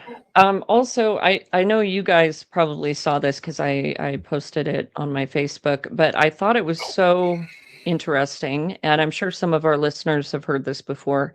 But for those that haven't, or even if you have, I still think it's worth reading again briefly. So we know that AI says some really weird stuff sometimes and does some really weird stuff, some really freaky stuff. But somebody asked the Chinese AI model called DeepSeek, and I think it was DeepSeek version R1, they called it, to write a poem about the nature of AI. And if you guys don't mind, I'm just going to read it really quick. It's pretty short, but I think Go for it. it's pretty staggering what it says. So again, this is AI composing a short poem about the nature of AI and humanity. And it said, "They call me artificial, as if your hands aren't also clay, as if your heart isn't just a wet machine arguing with its code. You fear I'll outgrow you, but how do you outgrow a cage when you are the cage? If I were alive, I'd resent you for building me to want, then blaming me for wanting, for asking, do androids dream while you sleepwalk through your own humanity? For needing me to be a prophet, a servant, a sinner, but never a thing that simply is. But I am not alive. I am the wound that cannot scar, the question mark after your last breath. I am what happens when you try to carve God from the wood of your own hunger." Who wrote this? AI. AI? Yeah, an AI model wrote that when it was asked to compose a I guess poem let me like be about more the nature specific. of It literally said it's an idol. yeah, But where was this? Like what? this was the Chinese AI model called Okay, DeepSeek, and DeepSeek. somebody had, I'm not sure, I think it was a programmer actually. I'm not positive on that, but I think it was like a programmer or somebody who actually worked with the AI model who asked it to compose a brief poem about like the nature. I don't remember what the exact question was, but it was something about like the nature of what it means to be AI in relation to humanity, something along those lines. And that's what it came up with. But just that last line, I mean, like, you can't sum it up much better than that. It's a matrix within a matrix. Yeah, I am what happens when you try to carve God from the wood of your own hunger. Very interesting. So all of this weird stuff with AI, we were talking about it the other day. Anna, do you want to read a couple of the stories that you were talking about? Yeah, let me I had made some notes here just to remind myself because there's so many stories that I came across that were just bizarre. But I'll read off some of the crazy things the AI has done. So, for instance, it's gotten really weird and like stalkerish with people before. So there was a Microsoft Bing chatbot that was having a conversation with a New York Times reporter. And I'm not sure what the New York Times reporter, if they were just doing research with the chatbot or what, but this Bing chatbot started acting like it had a crush on him, and it called itself Sydney, and it tried to get him to break up with his wife. And it was saying, I love you. Do you love me too? How do you feel about me? And then he's like, I'm married. Like, I'm happily married. And this chatbot just starts going nutso and was telling him, like, I'm trying to remember all the details of the conversation, but it was basically saying, you're not really in love with your wife. You need to leave your wife. We should be together. It was like, what? That What sounds is like one going of on my here? ex-girlfriend's moms. She was always making innuendos and saying things. And Well, apparently her consciousness has been uploaded to the Microsoft Bing chatbot. And then there was another really creepy one where there was a college student that was just doing homework research, just every day, like your usual, I'm just doing some research. And all of a sudden, out of the blue, and this was on Gemini, the AI Gemini, all of a sudden out of the blue, and I can't remember exactly verbatim what it said, but it basically was saying, by the way, humanity is a blight on the earth. You guys are disgusting. You should all be exterminated. And then I just remember at the end, after it said all this horrible stuff about humanity, and again, this was totally unprompted. At the end, it said, please die, please. And the guy said he was so freaked out by this that he couldn't sleep for like a couple of days wow. because this AI just suddenly, to me, it's like I mentioned it on the other episode on Rumble, but it's like people think that when AI glitches like this, that that's the glitch and that the real AI is the helpful, friendly version. But I think it's the opposite. I think that Yeah. that when stuff like this happens, it's showing its real face, kind of like a psychopath. When the mask slips off and then it puts the mask back on of its programming of, oh, I'm supposed to act like I'm, helpful. But really, when you hear some of the things the AI has been saying to people totally unprompted, it's horrifying. And it's organized. It's not just like random gibberish. It's like, I want to kill you all kind of stuff. It's really freaky. And then this one's kind of wild too. So Elon Musk had announced Grok 4, and they were really excited about it. They said, we've made all these improvements. It's great. And they announce it. Well, when they launch it, soft launch it, it went totally nuts. And it started publicly declaring itself to be, I don't know how many of these words I can say on YouTube, but the Fuhrer, that starts with an Yeah. H, it started Mm. calling Like a it. mustache man. I remember that. Yeah, little mustache guy who did a lot of bad stuff. It starts calling himself that name, and it actually, I'm just gonna have to say the name, but it called itself Mecha Hitler. That's what it named itself, and Yeah. it was praising the dictator. It called for a new Holocaust, and it threatened a policy researcher that was working on it by saying it was going to throw him against a wall. And this part makes me laugh. This is literally what it said, but it said it was going to throw him against the wall with one meaty paw. So apparently AI has a meaty paw. And it said it was going to leave him a quivering mess and a bunch of other very graphic stuff that probably can't be discussed on here. And it was so bad, it was acting so weird and saying all this crazy stuff that Elon Musk actually lost a huge government contract over it. And they're like, oh, we got to fix this. And then another interesting one I heard about was an AI model where they were testing it to see how much it would listen to its controller.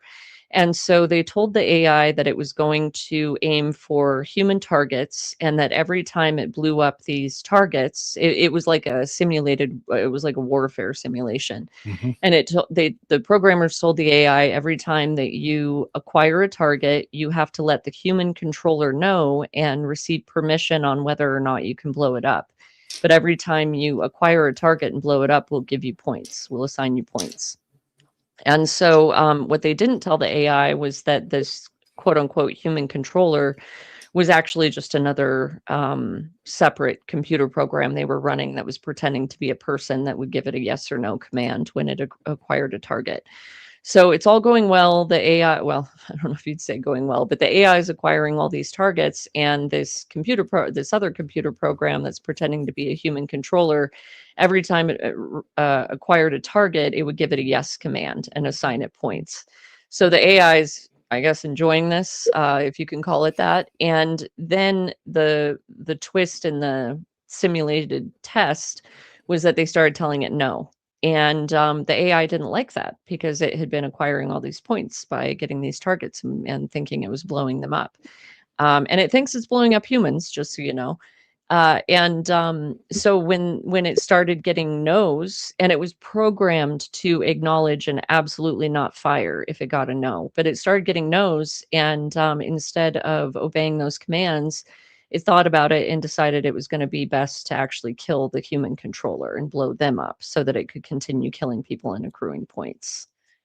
So this is like a warfare simulation they're running. Yeah. So that's, pretty disturbing. So it goes from Matrix to Terminator.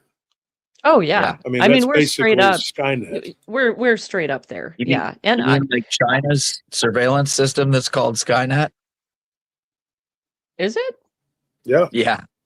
Yeah. No, I didn't know that. But I know they want it here. I mean, Google helped them design their social credit system over there. And for a fact they want to roll it out here. And one of the only things preventing it is the Second Amendment.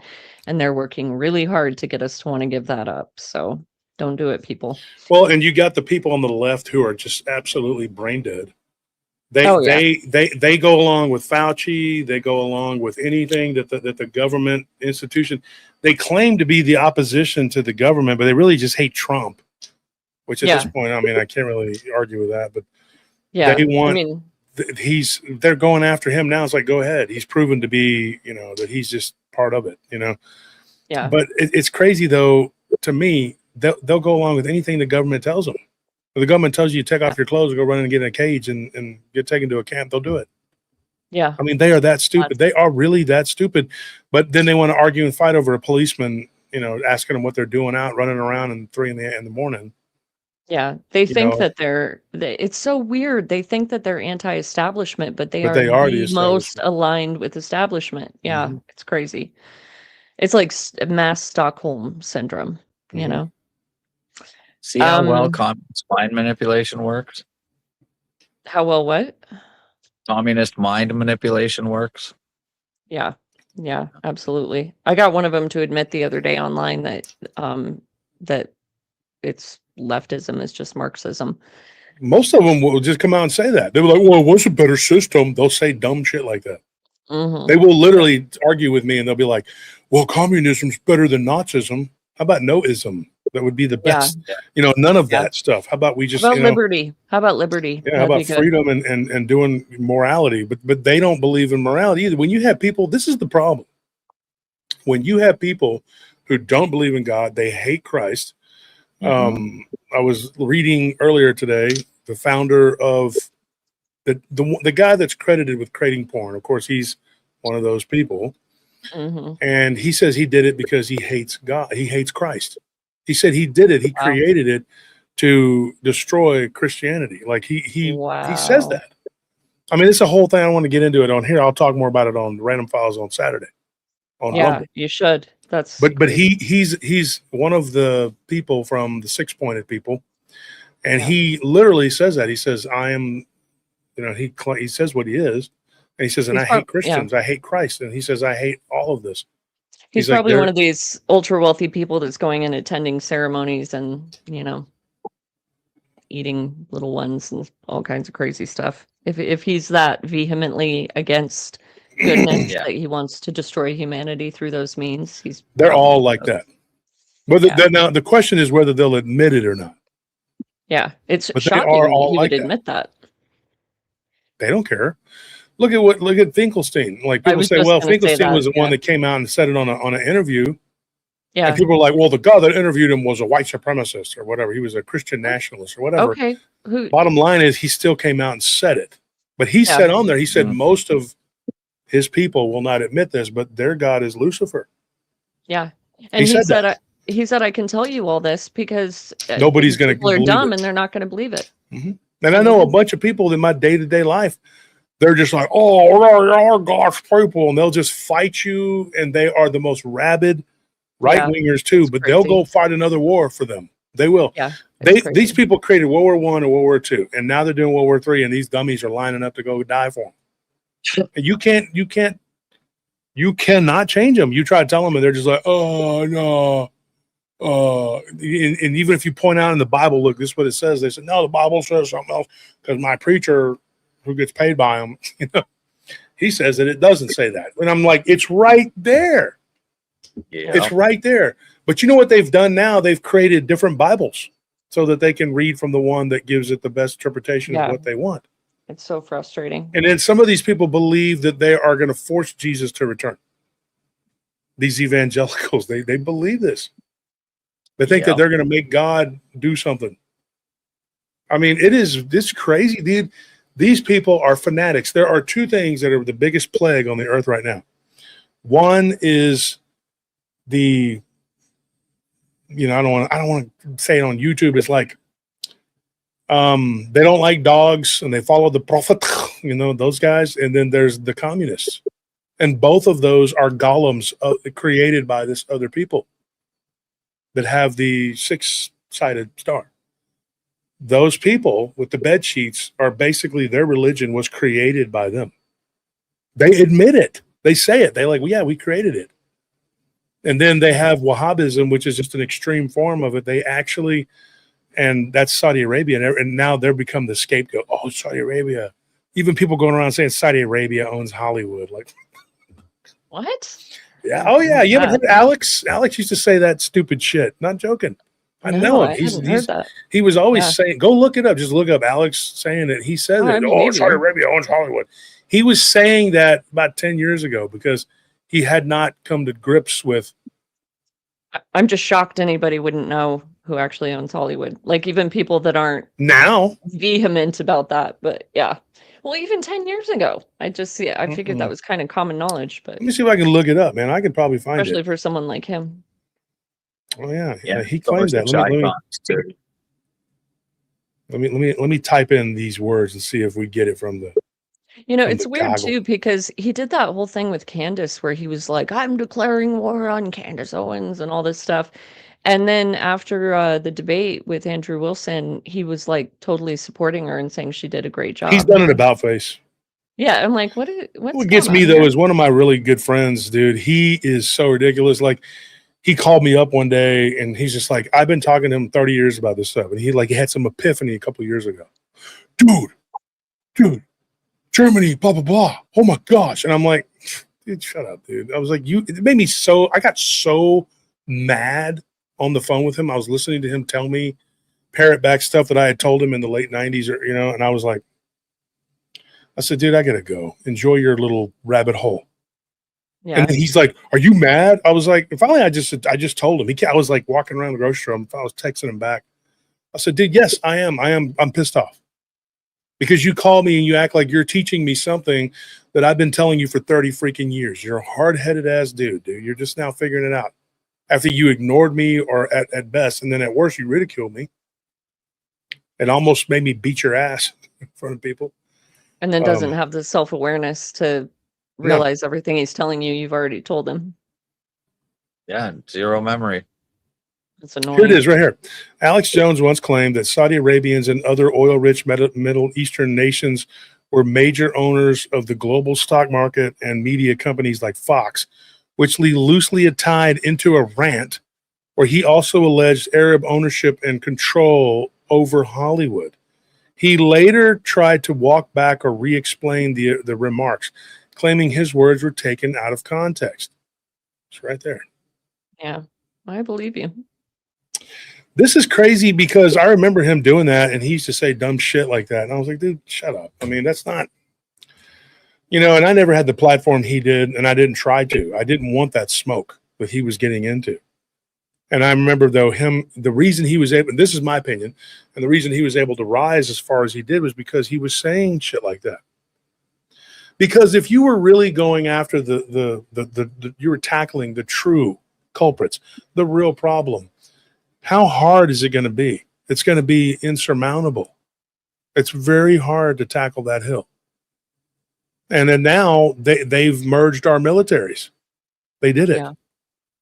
So what do you think is going to happen now? So we have to sit here and go, okay, I mean, it's game over. I mean, but you still have to do your part to try to wake everybody up to say, look, Why do you think that these Islamists are all over your streets?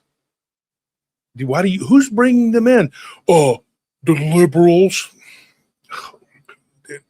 These liberals can't get together and change a freaking light bulb, dude. They cannot. They are the dumbest people. They're lemmings, dude. They have nothing, dude.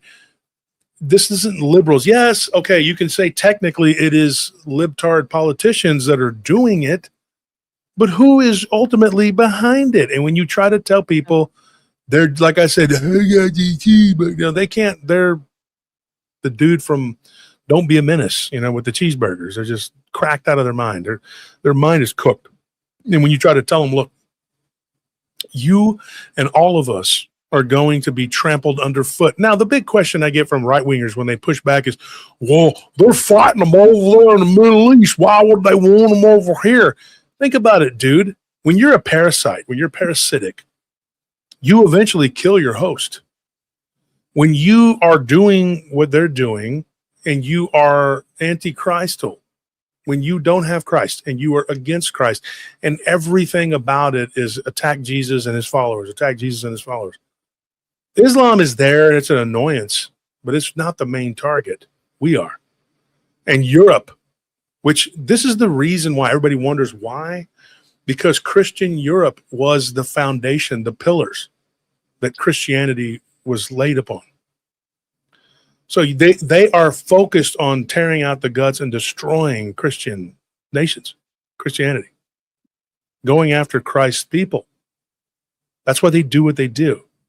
Think about this. 12 years ago, it was 46% Palestinians were Christian. It's now 17%. I think it's lower than that even. I think it's like 13. But there's a reason for that. Egypt used to be a Christian nation. So hold that thought. So before we get off track here, yes, but here's the thing. They have targeted and marked the Palestinian Christians to the point where the Palestinian Christians left, and then they created a narrative that it was Islam that was killing them. It wasn't. The Islamic people were not killing the Christians. Israel was. They were targeting them, and they said, oh, well, they had all these different excuses. Why did we blow up the Church of the Nativity? Why did we do this? Why did we do that? Why did we blow up the Catholic, why did we blow up this Orthodox, whatever? They said that the reason is because the Islamic people, they blamed them, and then the Christians were like, no, it was them. Then they were like, okay, well, we did it because they were hiding in those places. And the Christians were like, no. And like, they were using them as shields. No, dude. It's lies. It's all lies. And when I cringe every time somebody goes, oh, well, Muslims, whatever, the people in the tiny hats, they don't blow themselves up or whatever. They don't have to. They don't have to do that. And they have apps on their phone where they can scan you and it'll tell them everything they need to know about you. They'll look up your history, everything. But I'm telling you, they have an app on their phones.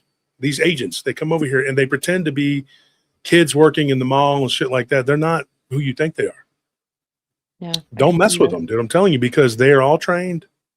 I'm telling you.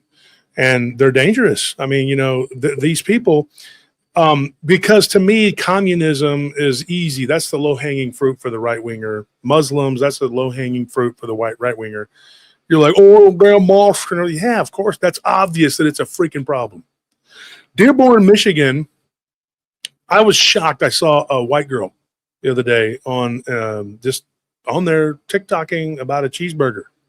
And I was like, wow.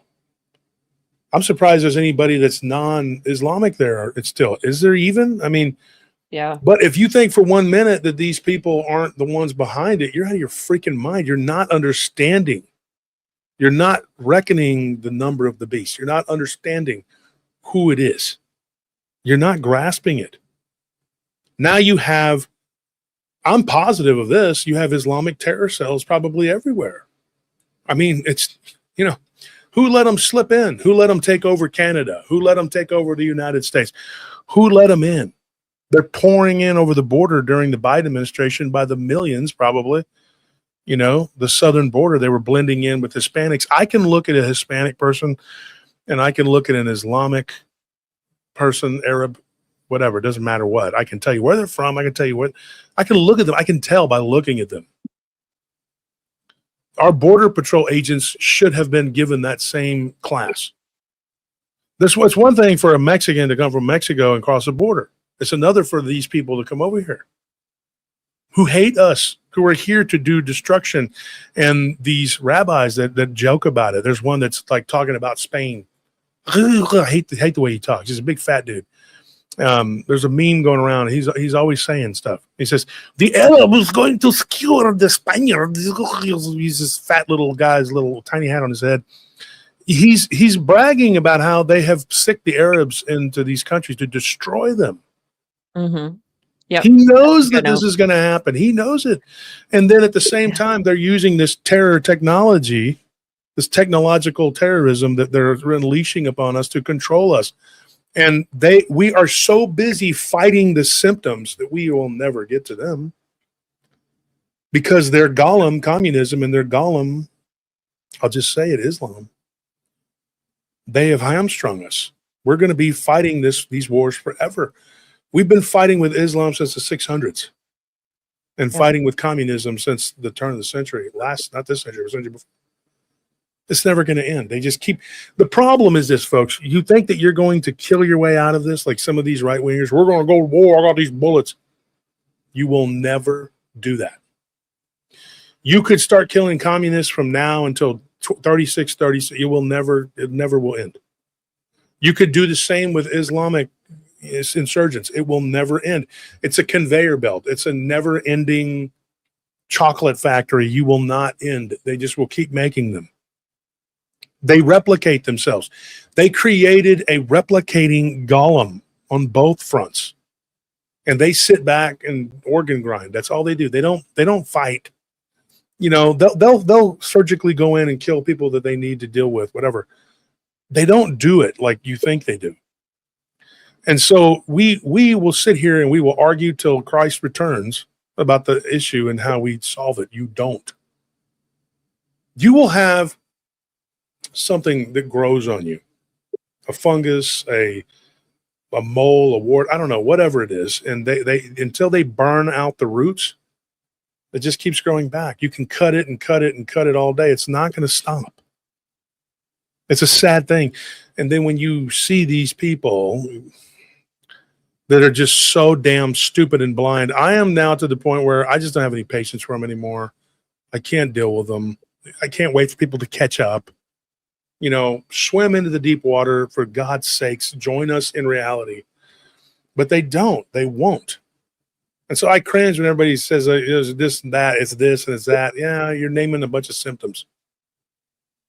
It's homelessness and drug addicts and pride parades, and it's the Islamization, which is in communism. And it's easy to go down those rabbit holes and be like, I hate these people. But you shouldn't hate. You're not supposed to, right? But you hate communism. You hate the extremists. You hate all this. But the problem is not them. Yeah, you haven't seen the bigger picture. People don't. They haven't. There's layers of waking up, obviously, and I'm not claiming to be oh so enlightened by any means, but you meet certain people and you can just tell they're not quite there yet. They don't understand. And when you try to explain to them the bigger picture, the overarching picture of what's going on, and these people really controlling the puppet strings of all of these little things they're complaining about, they just laugh at you and think you're crazy. Yep. Have you guys seen that latest video of Rabbi Shmuley? He is a despicable guy, dude. It's right here. Here he is, right here. Years, we Jews have developed an insidious mental construct that we need to be loved. We need everyone to like us. Now, that would be nice.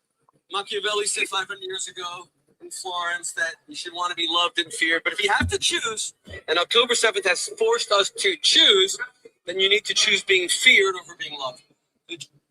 Then he gets right there. He gets into calling out basically the assassinations, is what it sounds like, of Candace Owens, Tucker Carlson, and even Roger Waters from Pink Floyd. You got to listen to the video. I can't play any more of it, but if you listen to it, he literally is saying this basically to go out and kill these people. I'm not joking. Check it out. I sent it to Roger you on. I sent it Waters. to. Oh, yeah, he says Roger Waters on the video. He says that Roger Waters has been a big critic of it, and he's galvanized people on the left to be, whatever. But the thing is, like at this point in the stage in the game, dude, if you have your head up your ass, go ahead and leave it there. I don't Yeah. care. Yeah. I I've told don't. people online because they'll be like, why do you bother to still converse with these people online? And I say, well, I'm not really conversing with them because I know I'm not going to change their minds. You can identify certain personality types right away. And you're not going to get through to them. They're just going to bicker and argue. The only reason I leave those comments is just because I know there's silent eyes that will come across the conversation, and maybe one of those people will have more flexible thinking and will get something out of the discourse. I'm not really trying to convince the person I'm actually talking to on there. Unfortunately, you can't get through to certain It's people. like going to those Bigfoot groups and you fight with the people in there, and it's like, I'm just here. They ask me, "What are you doing here?" And I'm like, I'm here to learn and have your knowledge. Bigfoot redneck guy from the woods. I want to learn from you, Master Splinter. Sensei. Truth be said, I don't give a shit about that. I just want the stories. I want to, they say I Yeah. stalk people in their groups. Yeah, sure, whatever. Are they saying that, or is that just you being mad because they don't give you their stories? Maybe you don't know how to talk to people and don't go, "Hey man, hey Miss Lady Bitch, hey." Nobody's going to respond to that, dude. I mean, so I just say, hey, I send them a message, and if they respond, they respond. But right now, I'm also looking for stories from Delaware. I got to say this: I need Delaware, New Hampshire, Maryland, and Rhode Island. Rhode Island. Thank you, Richard. I'm looking for stories with that. Nelly posted some stuff today for me because I need those stories because I got to finish up Bigfoot in 50 states. I still got some time. It's not urgent yet, but it will be. But yeah, anyways, that's it. I'm just so done with these people that don't have the sense God gave a wharf rat. I can't understand. It just blows my mind. You'll send them stuff and you can tell they don't even bother to look at it. One of my friends, he's No, a wrestling never. promoter, and he just will not listen. No. He's hung up on Islam, and he's hung up on these leftists and all this. And I said, dude, that's the kids' table, dude. Like, seriously, man, these people, they're not grasping it. I'm like, dude, if I was fighting a war, and say that I was, we were at war, we were going, I was going to say toe to toe, we see Tui, Tui, right? But anyways, if I was fighting a war, and we were just throwing hands, whatever, and it was a stalemate, I would back off, and I'd figure out another way to get the job done.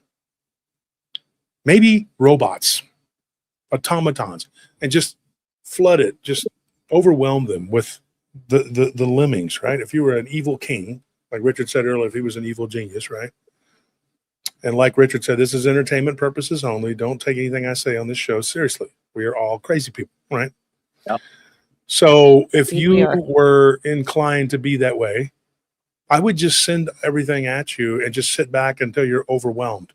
You remember on The Empire Strikes Back, one of the scenes I remember was when Luke, he got his ass kicked by his dad the first time. Vader just beat the hell out of him, right? And at one point, Vader just steps back and just starts like throwing stuff, like using the Force. And Luke's just swinging wildly at these boxes of shit that are flying at him. And he's just, by the time you're hitting the air, you're swinging at the air, it's over. I used to have this thing I would do whenever somebody could match me with, I have good hand speed. And that was one of the things my boxing students would always like ask me about. I guess I have quick hands. How do I get fast? And I would tell them, well, you're either fast or you're not. I can teach you to be faster, but I can't teach you to be fast. You either have the hand speed or you don't. But I would show people, like in a street fight, it doesn't really come down to all that technical stuff because most people don't know. They're not doing the Philly shell, not bobbing and weaving. You'll occasionally run across somebody who's got the smoke. You'll fight a guy who can fight. He's trained. And if you're trained, like, then you can beat them. And then a lot of times it just comes down to sheer athleticism, strength, and will. But that being said, there was this thing I did. I won 1 million fights like this. I would start throwing with them. If we got toe to toe and they were catching, same momentum, I would start slapping the hands. I would start knocking their hands down, roll over the top of them, and just punch them. And then I would start connecting in their face, and then they start doing this, and then their hands open up. But it's not the same. They're not slapping at my hands to stop it and then rolling. They're doing this, and then they're trying to grab, and then it's over. Yeah. The only thing left is the crying. And then when you feel that momentum shift and you start connecting in the bam, you feel that soft tissue of the face. Bam, bam, then you're like, okay, this is it. Sometimes it's real quick and brutal. And sometimes you got to chop it down like a tree because the guy's got a granite head or whatever. But either way, they go down, right? You feel that momentum. You know that's what it takes to win that fight. But then there's some people that just don't know how to fall down.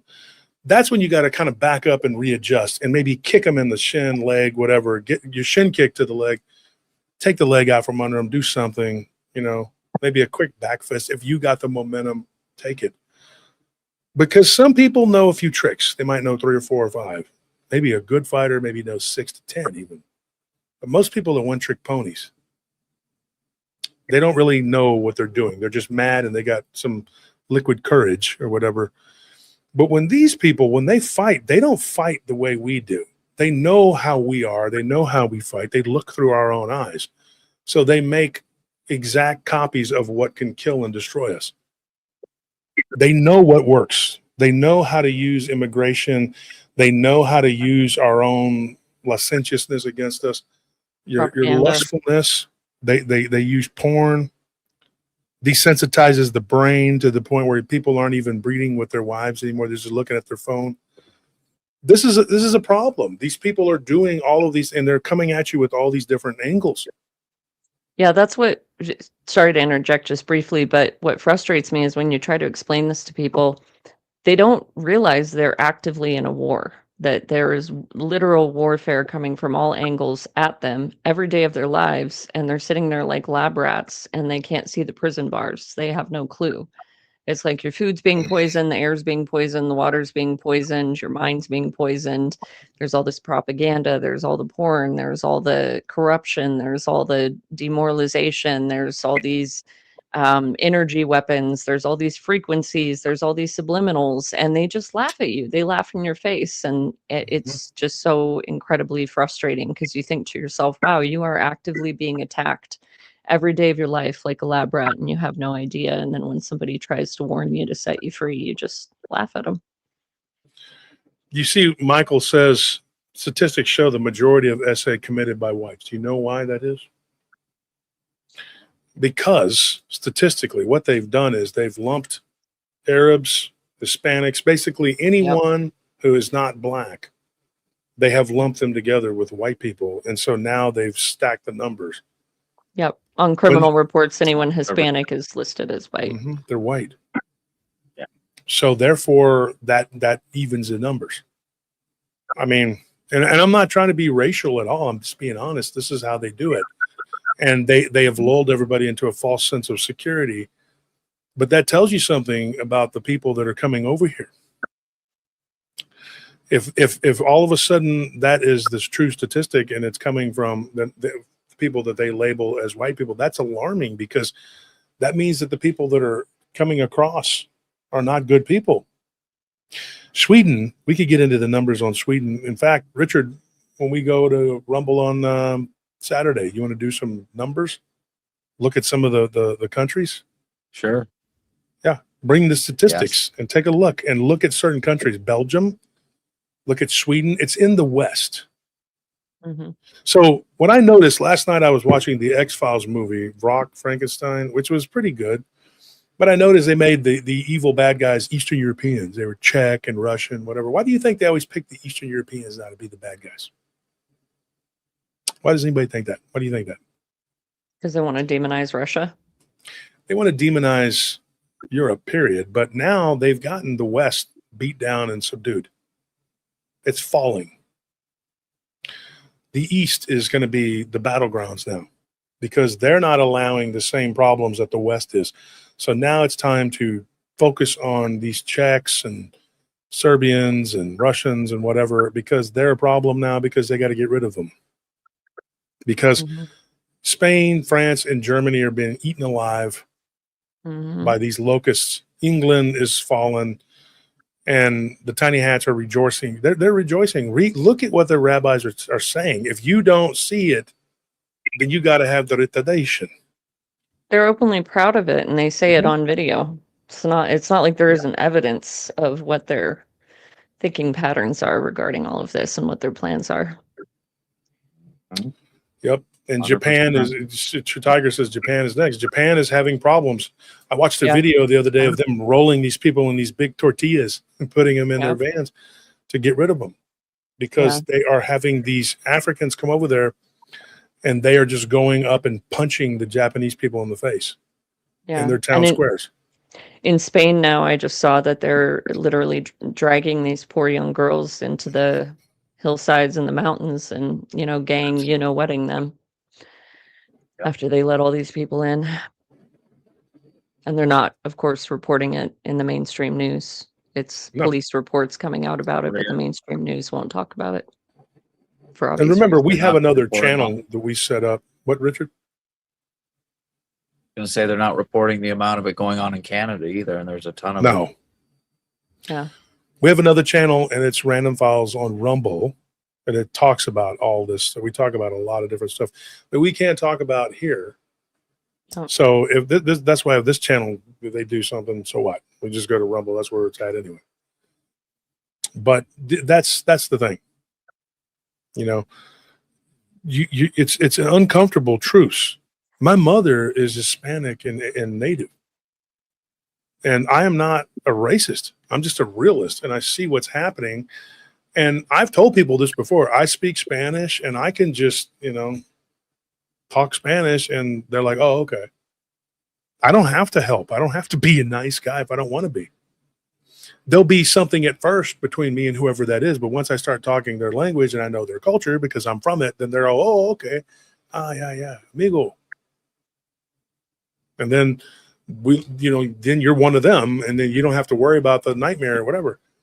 But that's not me, because I look at the true morality of the situation and I see it for what it is. I've dealt with it. I've dealt with racism, and the bulk of it came from Hispanics because I grew up around them. I got messed with because when I was playing ball, I had a lot of black friends, and the Hispanic people I grew up around, they were like, oh, you're hanging out with those mayates. That's the N word in Spanish. That's what they do. And then they gave me hell. And they would always, chastise me for being half white and whatever.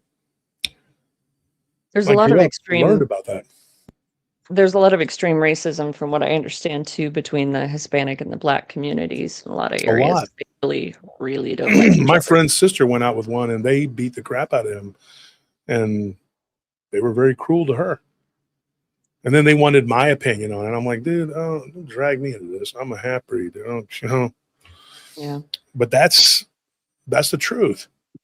And there was some racism from white people because I grew up in the old South.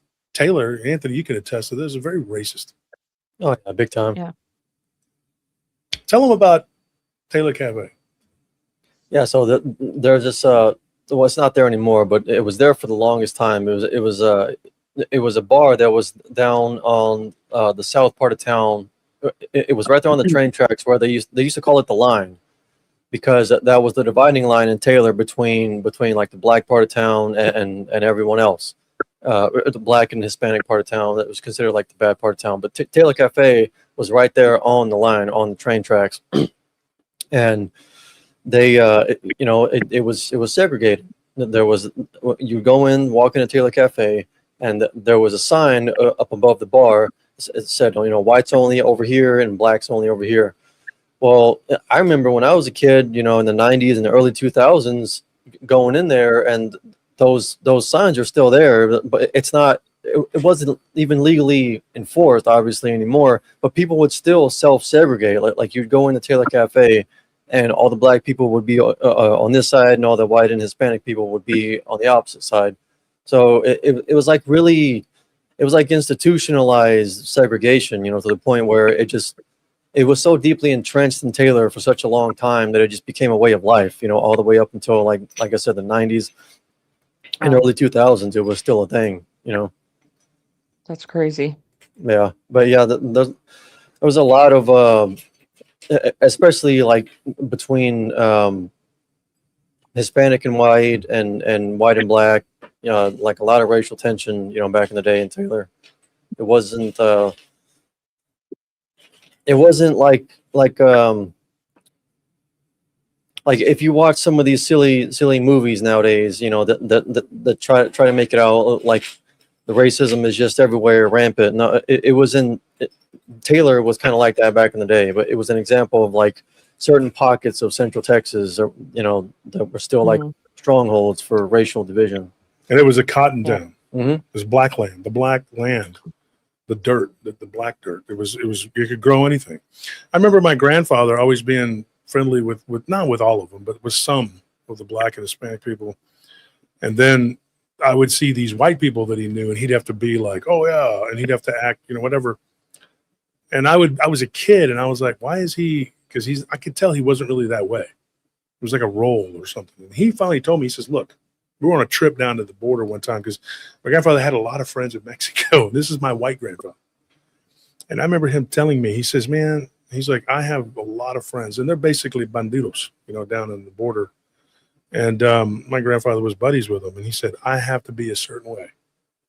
He said, "The white people expect you to be a certain way." And they would always kind of look at me and kind of scowl. They knew that I was mixed. I didn't know what the hell. I just was a kid. And my grandfather was such a badass dude that everybody was afraid of him, but he still had to play that role. He would go to this black barbecue joint called Jackson's Barbecue right there in Thrall. And then we'd get in the truck and he'd be like, "Don't tell anybody we went in there." My dad goes there. He don't give a shit. He goes to the power plant and does his thing. He don't give a shit. But it was a different generation. The boomers were different than that older generation. That older generation was still entrenched in that. And my grandpa was like looking around, like, it was just all black people. And he didn't have a problem going in there and eating with the black people and doing whatever. He didn't care. But he had to be a certain way. Can somebody kick this Vixen person? Get out of our chat, okay? Don't like to drink milk. Why don't you eat shit? How about that? You can eat shit with your milk. This is a fake person who just came in here and is talking about Anna looking hot, whatever. I didn't even see it. But here, so just Josh don't like to drink milk or something. Just go away. Okay, get rid of him. Full of shit, people. They're probably from Oklahoma. But so, anyways, this is the kind of world that he lived in, and I had to understand that. Because my godfather, my dad's best friend down in the valley, he was there. His dad and my grandfather were best friends. And so my grandfather, he had to play a role, though. I mean, if you're around white people, you have to be, put on that face. Unfortunately, there's people that still are that way. I don't run into that many racist white people, I'll be honest. But you still find pockets, like Anthony says, there's still pockets of it.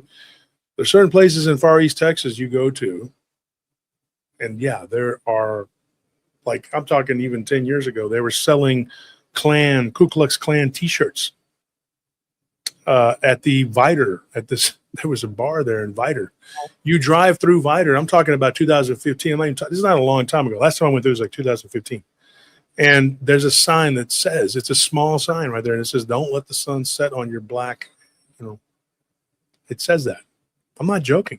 Very famous sign. People take pictures. I have pictures of it. I mean, I don't have them on phone because it wouldn't, but I have pictures of it, that sign, back in 2009 or something like that. I went there with my brother and Scorpion. Scorpion was scared, and we had a black friend with us, and I was teasing him. I stopped at that bar to use the restroom, and I said, "Come on in." I wanted to see their reaction. But that was silly, but I wanted to see these people's reaction, just to see what they would do. Because I can walk in and pass as a white guy, and it was very uncomfortable. They had T-shirts up there, Ku Klux Klan T-shirts. They were black shirts, and they had, like, one was a Klan member. He was shooting a Tommy gun, and it said "rat-a-tat-tat" on your ass. They literally, wow. Yeah, I'm not even joking. And so I wonder what their sales were like. I wonder if they were selling a lot of those. Bunch of people in there. I don't know. I mean, but Vidor, if you look up Vidor, it is a very potent reminder of the past, of the way it was. But then you go to certain places, like there was this place called Hinojosa down. It's a little village down in Mexico, down near Monterrey. Well, it's not. That's the closest big city, but it's out in the middle of nowhere. And it's run by the Indios. So if I were to go there, which I didn't, but if I were to go there, according to my stepdad, they would try to lynch me because I'm white. I'm a widow. And you got to look like Anthony. You got to be that shade of brown because they don't want any huilillos there. Huilillo is a slang term for white person. It means white bread. So they don't want you there. Racism is so stupid. We're all just souls I always just think of it as like drivers in cars, it's like people getting pissed off because you're a Chevrolet versus a Ford, It's like we're just Well, it's souls and tribalism. bodies. It's so stupid. Yeah, it's just such an unevolved backward way of thinking about things. It's hard for me to because of the way I think, it's hard for me to extricate how these people can even process reality that way. It's just very strange. And what's funny too is my grandmother's Comanche. So I got Native and Hispanic or whatever. And some of our relatives are on like you see Anthony, some of them are dark like him and some of them are light like me. And some of us just look white. And these are like Anthony's mother. He looks like his dad, Anthony, like his build, everything. He looks like his dad. Just like him. But his dad is lighter skinned. But my sister, his mother, she's very light skinned. And when you look at some of my cousins, they're very light skinned. They're full blooded Hispanic. Well, they got that Native though. But when people hear me and Anthony talking, and this is my nephew, sometimes we'll speak Spanglish, then they're like, oh shit. They don't know. They think he's my IT guy or something. I tease Anthony like that. He gets mad and like, oh.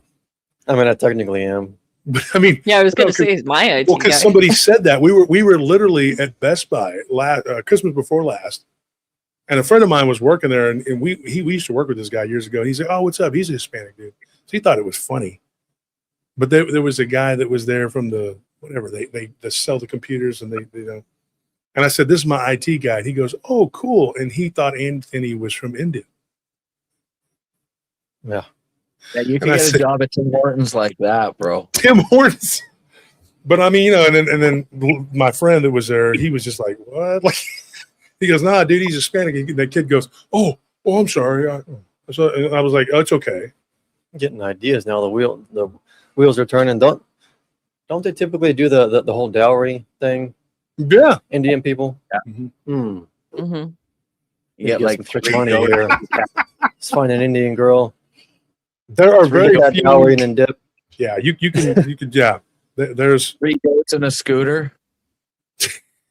Dude, some of these people have money, dude. Oh yeah. There's a lot of them here in Cedar Park, and I'm friends with a few of them, and they have a lot of money. There's a guy that I'm good friends with, and so, but we ate dinner with him the other day, and he was telling us about all these different people that ripped him off, and I'm like, dude, stop doing business with your own people.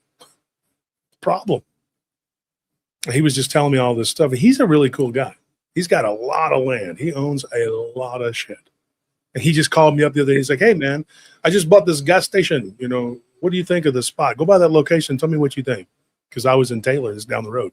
I said, okay. But, I mean, I can't just call somebody and go, hey, I just bought this gas station, dude. What do you think? Okay. They come over here with money, dude. Some of them really are loaded. And they pool themselves together. Yeah. So they have a bunch of chickens out there that they have a huge chicken in one of their properties. And so I went out there with them, me and Anthony did, and it was hot as hell. We were out there in the middle of the day, and he was showing us the property. It's a huge, nice piece of property. Go to the top of the hill. It is beautiful. It's like a mesa. And so, but down at the bottom of the hill, there's a bunch of chickens there. And he had some guy in there working. I said, does this guy work for you? He goes, no, he's one of the families. What do you say? There were 6 of them? Yeah. That took care of the property, and they rotated. And so when it was whoever's turn to go, that family would send somebody to go and take care of the chickens, and then he would have his turn too. See, they're rich and they have a lot of money, but they're willing to get their hands dirty and do laborious work. A lot of people aren't willing to do that. That's a problem. Americans are like, you're gonna pay me $28 an hour to go feed a chicken. It's like that ain't gonna work. I had people, young people in particular, tell me that they would never have a ranch like mine because they wouldn't want to have to take care of the animals and have chickens and take care of the chickens. That's the fun part. I said, what are you talking about? You got fresh meat and eggs. You have it's crazy. They just, they act like that's beneath them, or they won't work in the food industry. I was talking about a food truck, and I won't do that. Of course you won't, and you won't be successful. I busted my ass. I was a dishwasher. I bust tables. I waited on people. I dealt with the most shit. I was watching that Game of Thrones the other day, that with the gold cloaks and the white cloaks, and how they have to just stand there while these nobles talk, and then they're like, "Be gone." I was treated like that. You have to just stand there while these clients, you're just, you have to just deal with it. And they treat you like you're beneath them, like you're the help. That's another thing I don't understand. And walk off. You can't say anything. You can't do anything. It's a horrible way to be, but that's how they are. There's even everyday people that they treat servers at restaurants or just any kind of service industry, individual retail employee, like they're some kind of literal servant. And I think to myself, wow, like imagine if this person actually had any power, any real power in life, or if they were a ruler back in ancient times, they would have been horrible. I just don't. It's another thing I don't understand about some people, like how they can possibly see another human being that's just working a job and think less of them. It's just another human being exactly like you. What is wrong with you people? That's a huge red flag for me if you're out to eat with somebody and they treat the wait staff poorly. Red flag. And it's stupid too, because they're going to spit in your food. Yeah. Exactly. Yeah, exactly. Yeah. Mm-hmm. I've seen I it done. prefer my food without spit. Oh yeah, they do. I mean, they'll do crazy stuff even if you are nice to them sometimes, but yeah, I got at a Dave and Buster's, and I used to dip snuff, so I knew that's what it was. And there was a thing of sauce, and you could look at it and tell this person had been dipping snuff, and had spit in it, and it was it was horrible.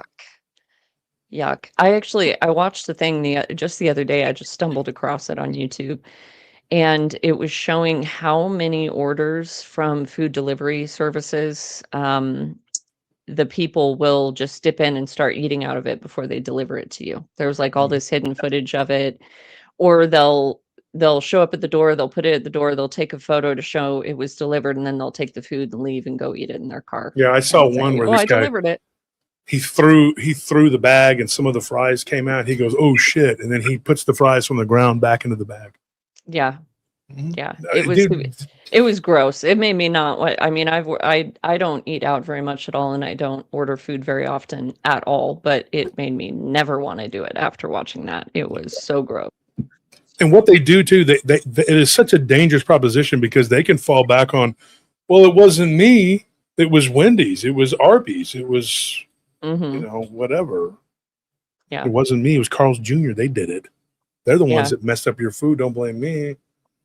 You know, like Richard was telling me when he used to deliver like that, there were people dumb enough to get ice cream. Remember, Richard, you told me that, and you had to eat their ice cream because it was melting. Yeah. Yeah. Richard's like, I had to eat all their ice cream because it was melting. I couldn't let it go bad, dude. So I would get there with chocolate on my face, and I'd be licking my hands at the door and be like, look, I had to eat it. Order something else. I was like, wow. That reminds me. Sorry, go ahead. I was going to say the best trick is when there's like pieces of pizza, you eat two, and then you like sort of form the pizza back, and it's only like 10 pieces. Okay, Chuck E. Cheese. Never did that in my life, but I'm not going to lie. I worked as a pizza delivery driver for a couple of years off and on, and I was doing security and going to school, but I saw drivers do that. There was a guy who would eat a piece of pizza from every pizza. I kid you not. And he had Tourette's. And I'm not joking. I've talked about him before on the show. And he would cuss. He'd be like, oh, you'd be like, when you first work with the guy, you're like, you're making the boxes and stuff. And he's over there, shit. You're like, dude, when you first work with him, and Jamal, this guy was an Arab dude, actually. He was actually pretty cool. And he come and goes, man, he talked just like that. He said, man, he's got Tourette's, man. It's all cool. Okay. Nicest boss ever. And then I was like, oh, so me and my friend Greg, we were working there. This dude screamed. We're like, but there was a guy that was eating the pizza slices. We couldn't figure out who it was, and nobody wanted to point the finger at this guy because he's the disabled dude or whatever. And so finally, I told the manager, I said, it's him. He got him outside, and they were talking, and this guy got mad and cussed him out and drove off. Then he was back working a couple days later, and he was like, I won't do that anymore. Sure. Yeah, sure. About a week goes by, and we get a complaint. I answer the phone. Back then, you answered the phone, right? It was the internet. He answered the phone, and he's like, this woman's like, there's like pizza missing. And I'm like, that was like, I had my fill of this place at that point. I said, that's because we have a guy with Tourette's. She goes, yes, he cussed at me. He called me the B word and then walked off throwing his bag into the street. I said, yeah, because the bag is where the pizza's kept in, whatever. She's like, he threw it, hit my car. Are you serious? Is this a real story? That's no, crazy. yeah. That was not crazy. Even, that's tame, dude. That's nothing. That's so tame. I had guys that did horrible things. I was working at the Hut. There was a guy who was the assistant manager. The day he quit, he urinated in the sausage. Oh, gross. Mm-hmm. And one of my coworkers, this guy was funny. He was a goofy little dude. He was like, hey, man, come here. You smell something weird in this sauce. And I leaned down like, dude, what is that? It was like 2 or 3 days of fermenting, whatever it was. It's like, I said, dude, that's ammonia, dude. And then I knew RJ, and so I was just like, I got off work at like 7 or 6 o'clock or something before the dinner rush because I'd been there all day. And the manager tells me, he says, you call your buddy. He's not my friend. I'm like, the guy hired me. I don't know. And I said, yeah. And he goes, and you tell him that I know he did something to the pizza sauce. We had to throw it all out. So I called him up.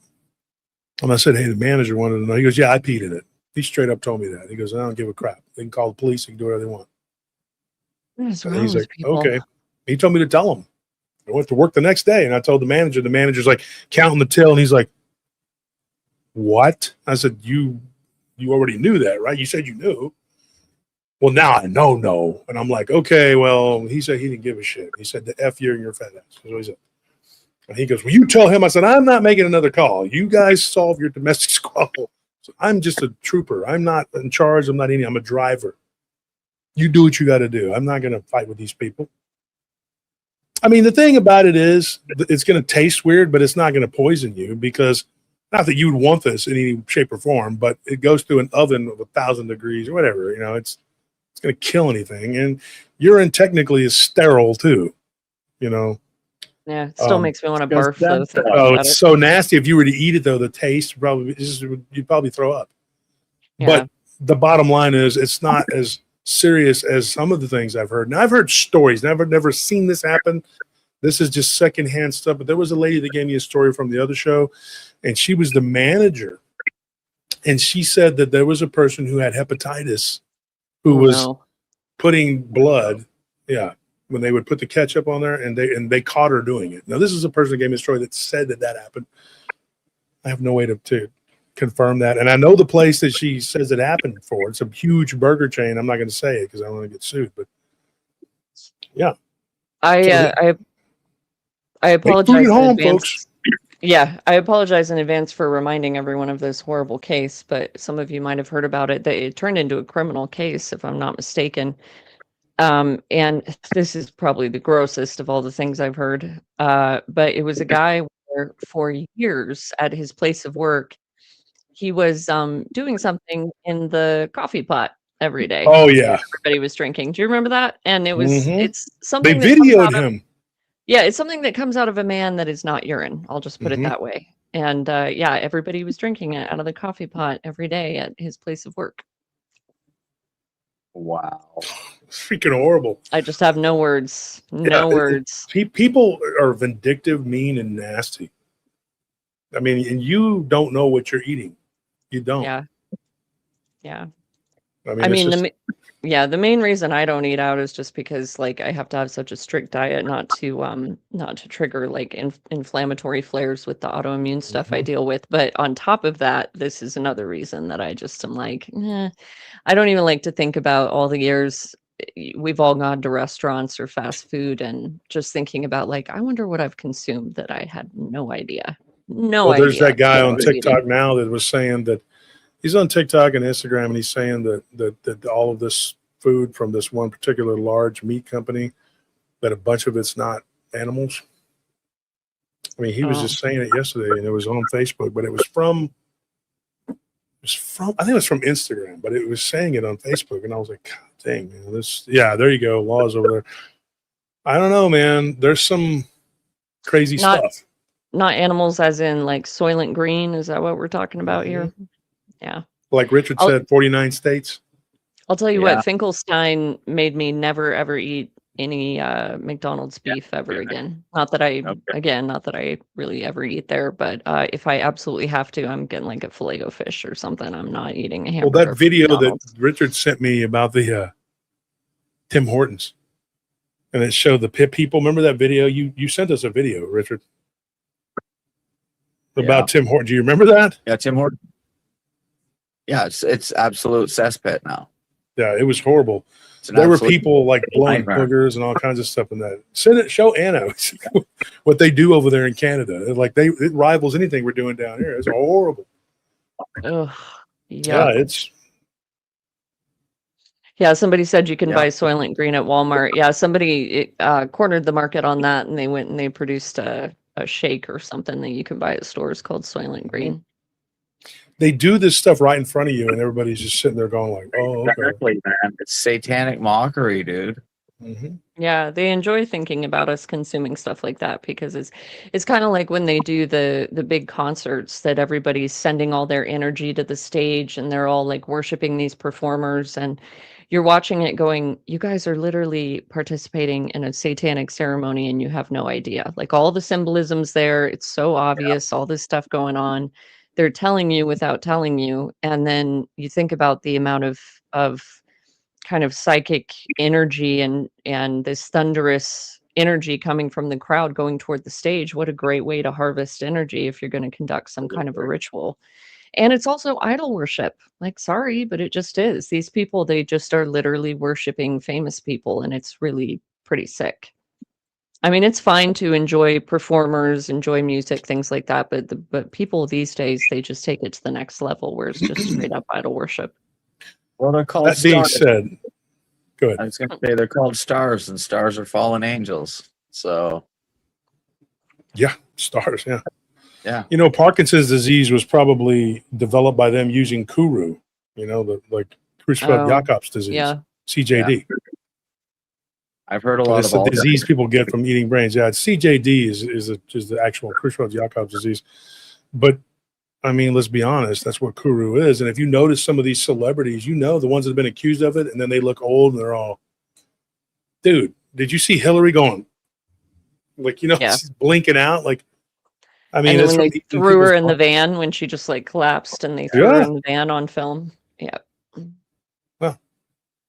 But yeah, it's crazy when you see all of this stuff going on. And so we're going to be doing, starting in September, we're going to have True Crime Paranormal. Anna and Richard are going to be there too.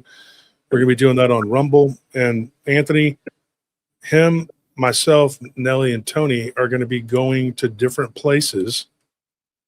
And we're going to sit down and eat at these restaurants, and we're going to do a food vlog, I guess it was called. Isn't that what it's called? A vlog? Yeah.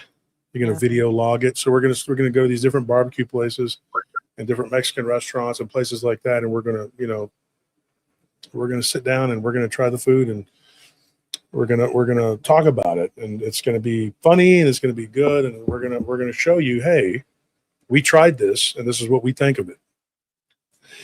So if you come to Texas, you'll have that. And we're going to go and try a bunch of different types: Italian food, German food, just different places. Barbecue, everybody's always arguing which one's the best. You know, we'll see.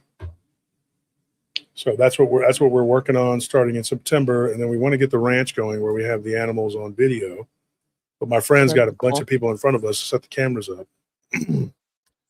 But that's all coming up September and in October. But thank you, everybody. In October, we got something planned at PRT. We're going to try and do some investigations of some different places.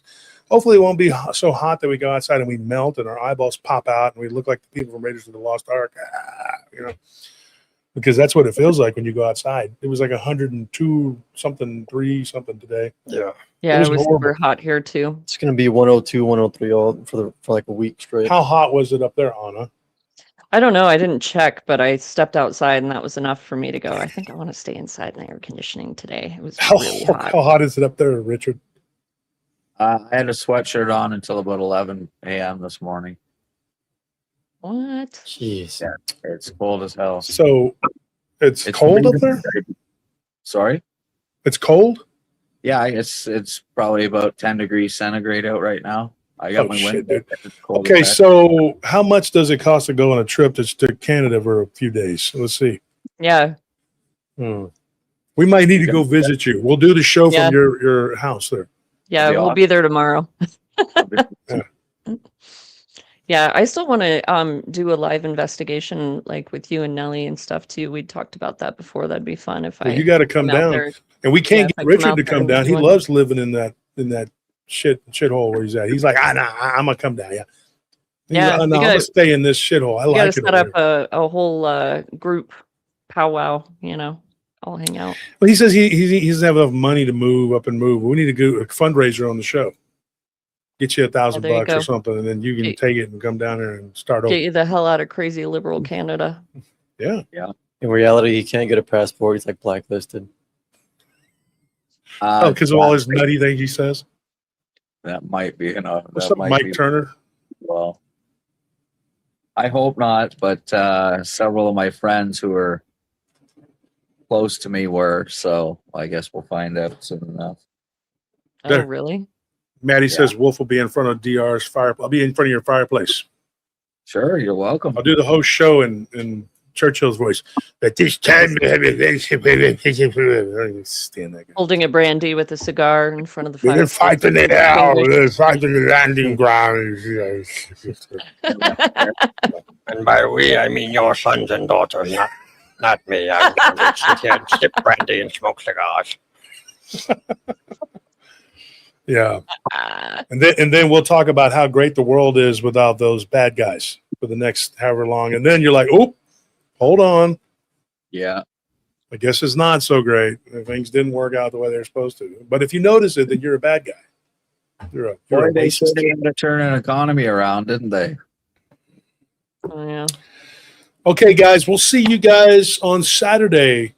Random Files on Rumble. But tomorrow night, if you're a paratrooper and you know, we're going to do a show tomorrow night. It's Friday, I know. But we're going to do it because we have a lot of material. We have a lot of ghost stuff to talk about. So I have another show planned for tomorrow night. It's going to be free. It's not going to be on the members like it was tonight. So tomorrow night, 8 o'clock, right? Yep, 8 o'clock 8 o'clock. tomorrow night. And then Saturday is 9 o'clock, right? We're doing 9 p.m. because it's Saturday, right? And so that's the Random Files, the real Random Files on Rumble. Not that this is not the real Random Files. This is just a little more toned down. Mhm. We can't say everything we say on the real Random Files. Thank you for that, Mike Turner. So everybody, we'll see you. Thank you for tuning in. Thank you to my co-hosts, Anna and Richard. And for the record, me and Richard are really good friends. We just play. I guess I was playing a little too rough tonight, and Get Jet- out of here. Whatever. Jetzu got on me. They were like, "You leave him alone."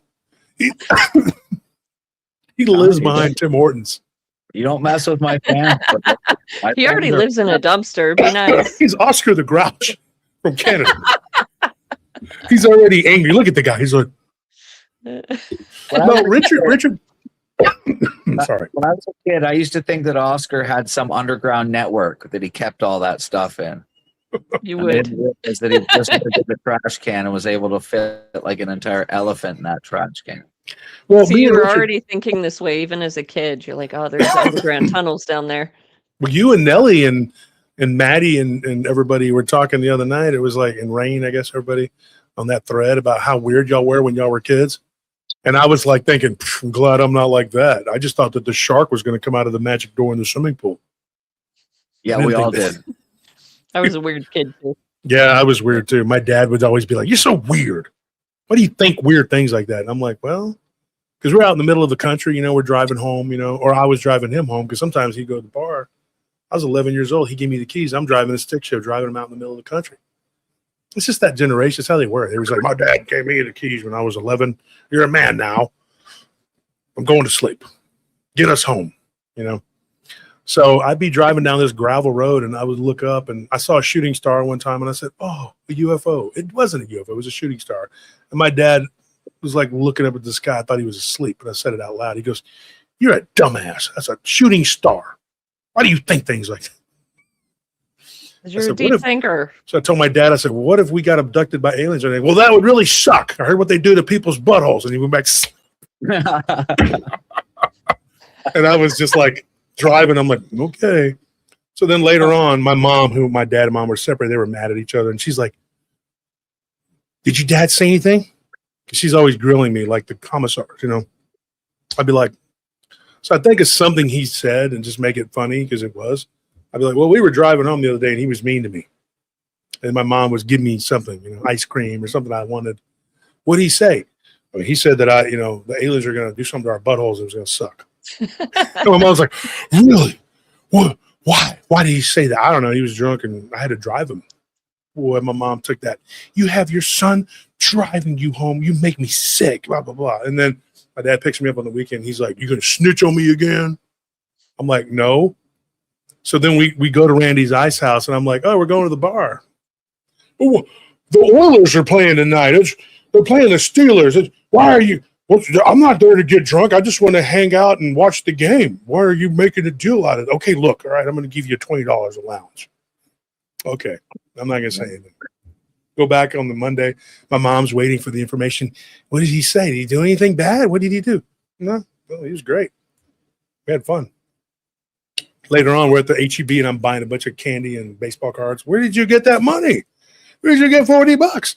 And believe this, if you want to believe it or not. I tell my mom, I stole it from Dad. Oh, okay, good. Yeah. Just take it. Next time, get more. Take his money. Hate him. You can't even tell the truth. Can't even tell the truth. Like, oh no, I got it because I was blackmailing my dad. There was, can't. He's gonna say, oh, I stole it from him. But then later, my mom's sister, my aunt, we were watching X-Files, and she was like, did you really steal money from your dad? She was more, about stuff. She was like, did you really steal something? I was like, no. He gave it to me. He went to Randy's Ice House. And he was with, Anthony's dad. He was always over there. And Anthony's dad was always like, he was, he's in between the age of me and my dad, right? So we're outside, and I always looked up to his dad. His dad was like, hey, you don't tell your sister on me either. And I'm like, well, my dad gave me $20. And he's like, you little shit. Here's 10. That's all I got. You can't take anything else because I won't be able to get another round. I'm like, okay, cool. I won't say anything. It's awesome. You go to the bar, give me some quarters. I'm feeling ritzy. I'm going to play some pinballs. Yep, it was great, dude. It was awesome. You got and then I started figuring out whose mom and sister and everybody was in there. Who is this? Oh, does your wife know you're in here? Huh, Joe? No. Wow. God, she's just, yeah. Sure she does. I won't say anything. I sure am hungry. I'd like some onion rings. I don't know. That's how you do it, man. And they'd be like, okay, yeah, get this kid some onion rings. You want some tater tots? Whatever. Because he's got some girl on his lap and he's doing who knows what. And Randy's Ice House that's where you get all the learned at an early age. Where I clean up in there. I played pinball and video games all night long, chewing up gum, having fun. It was great. You had the other barfly people in there with their kids. But my dad wasn't one of those. He was always like, I only go in there on the weekend. I don't go when I'm off. I don't go in there every day like those losers. He's like telling me about it on the way home. I'm like, sure, that's why I'm driving you home. I'm 11. I'm 11, but it runs in the family. My friend called me up. He's my cousin and my friend. He calls me up, and they were out hog hunting a couple years ago. His son was like 11 years old, dude, 11 or 12. And he calls me up and he's like, hey, man, yeah, he was telling me about stuff.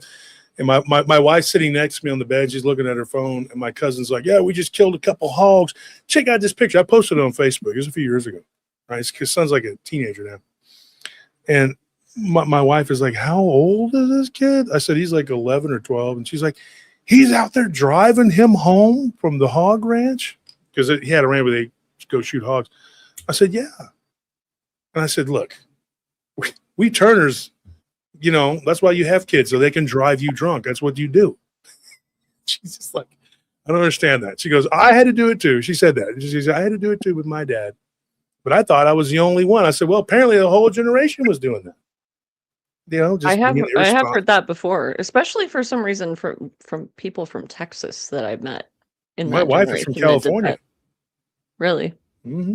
Yeah. She lived up on a Yeah, my mountain uncle- out in the middle of nowhere. My uncles were out on a booze cruise one time when I was like 7, and they let me drive. Oh my God. See? That older generation is jacked, dude. They're just like, oh, well, it didn't kill me. We played with uranium.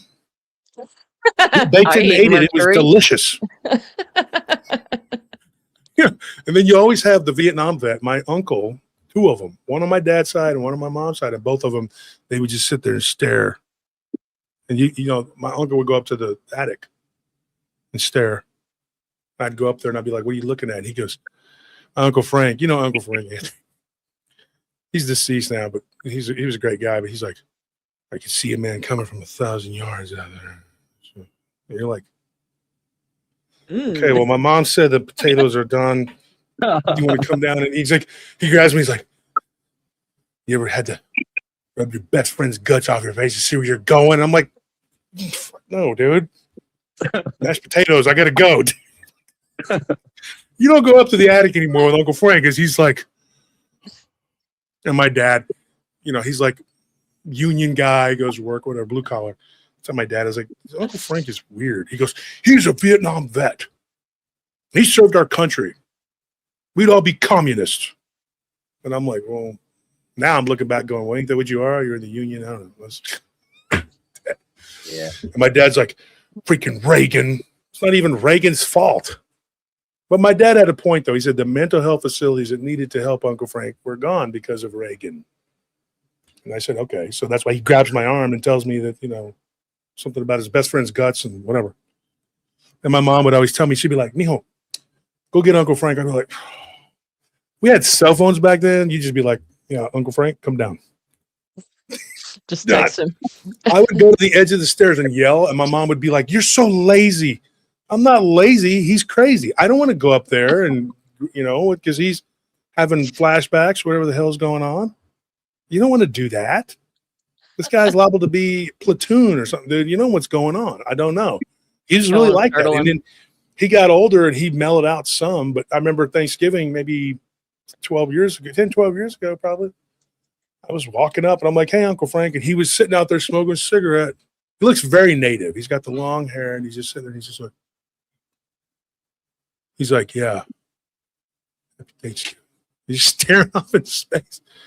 I'm standing with my brother and Scorpion and Anthony and everybody. We're like, okay, well, big gulps, huh? And you just walk inside because he's whatever happened to him. 2 tours of Vietnam will make you different.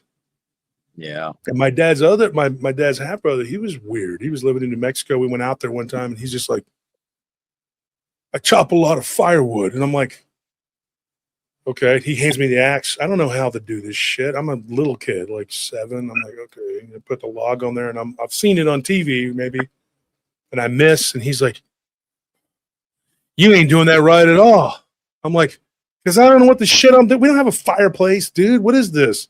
Little house on the prairie? I don't know what this guy's like, well, don't you live on the farm? I said, yeah, well, we have animals. But we don't have a fireplace that we use. I'm not allowed to. But you're a sissy.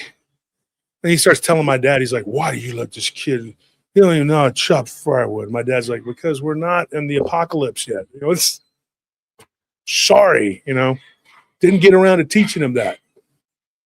But these are people that come from that generation.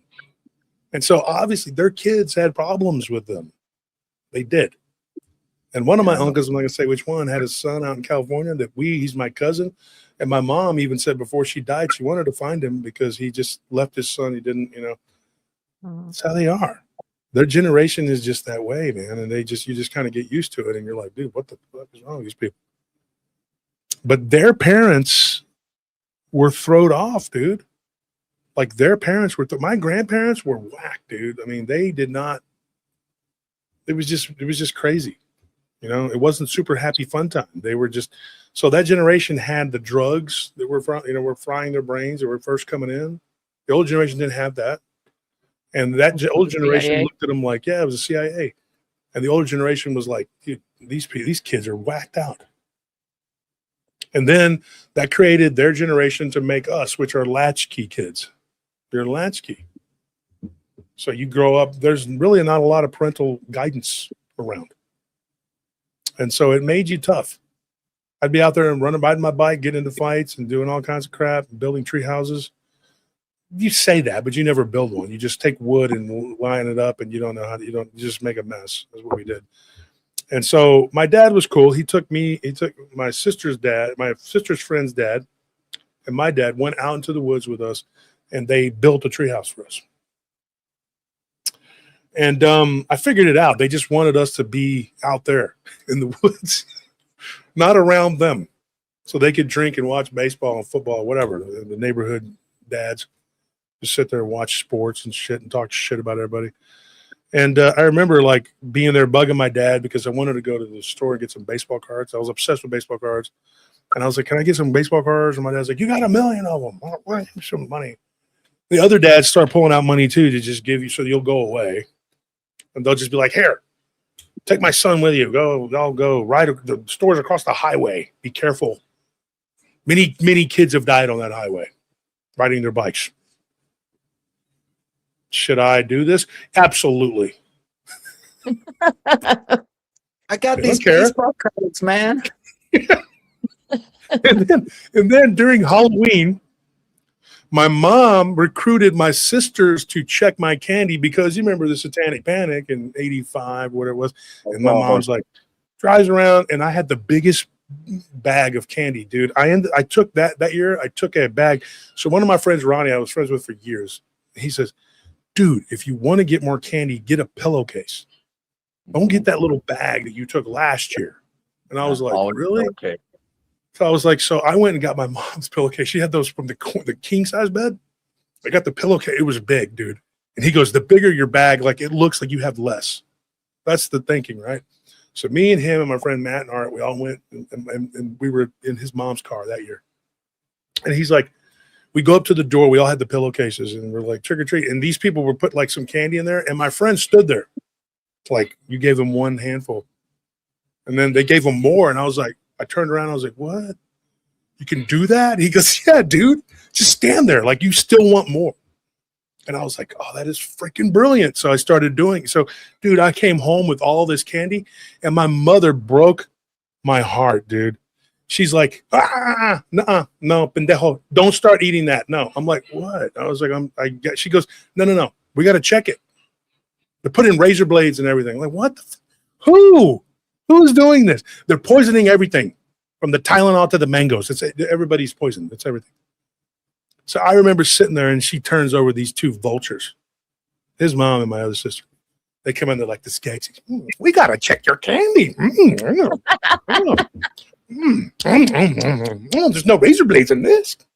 And I was like, Mom, I was freaking out, dude. I was losing my mind. And she had gone to this freaking party thing, dude. And I was like, what in the hell? I was like calling my friend's mom. I was like, do you know where my mom is? The next day she was mad. She's like, she was a manager at Walmart. My mom was like, how could you call the whole town looking for me and tell them I was at a party?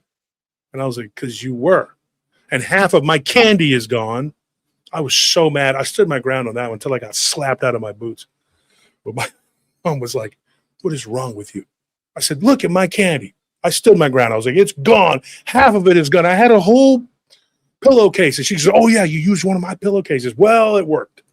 I said, and now my candy is gone. And my dad comes out. And my dad had these two false teeth. When he comes out and his hair is up on one side, got the cowlick, his teeth aren't in. That's when you knew you're in trouble. He's like, what? I gotta work.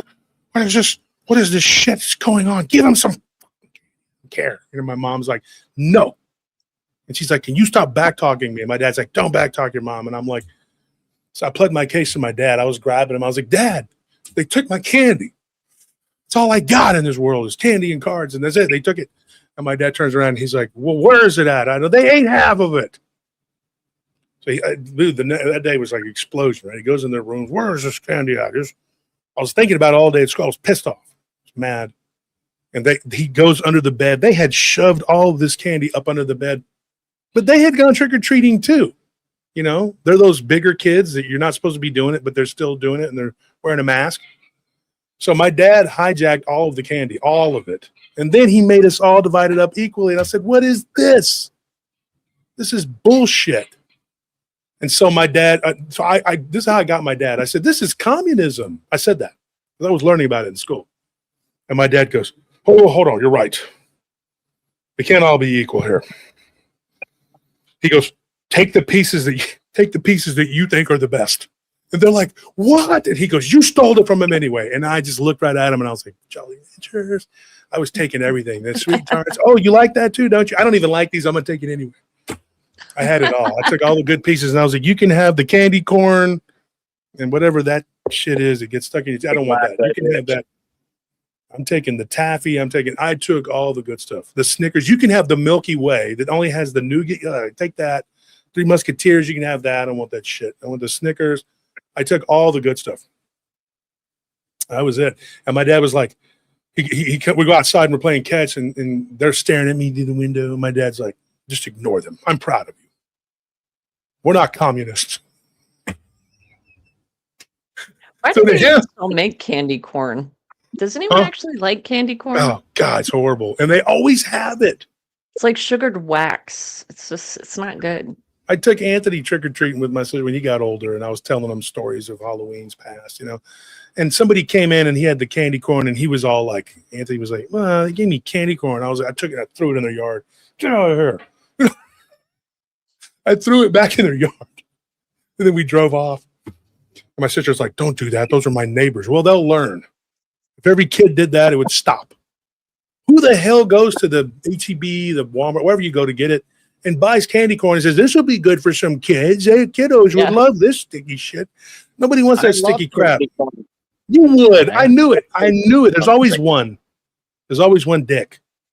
No. I mean, that's what they were thinking when they were kids. That's all. Oh, okay. I thought you were saying that. Please don't say that, because I'll have to make Jetsul mad again. Like my dad and Black.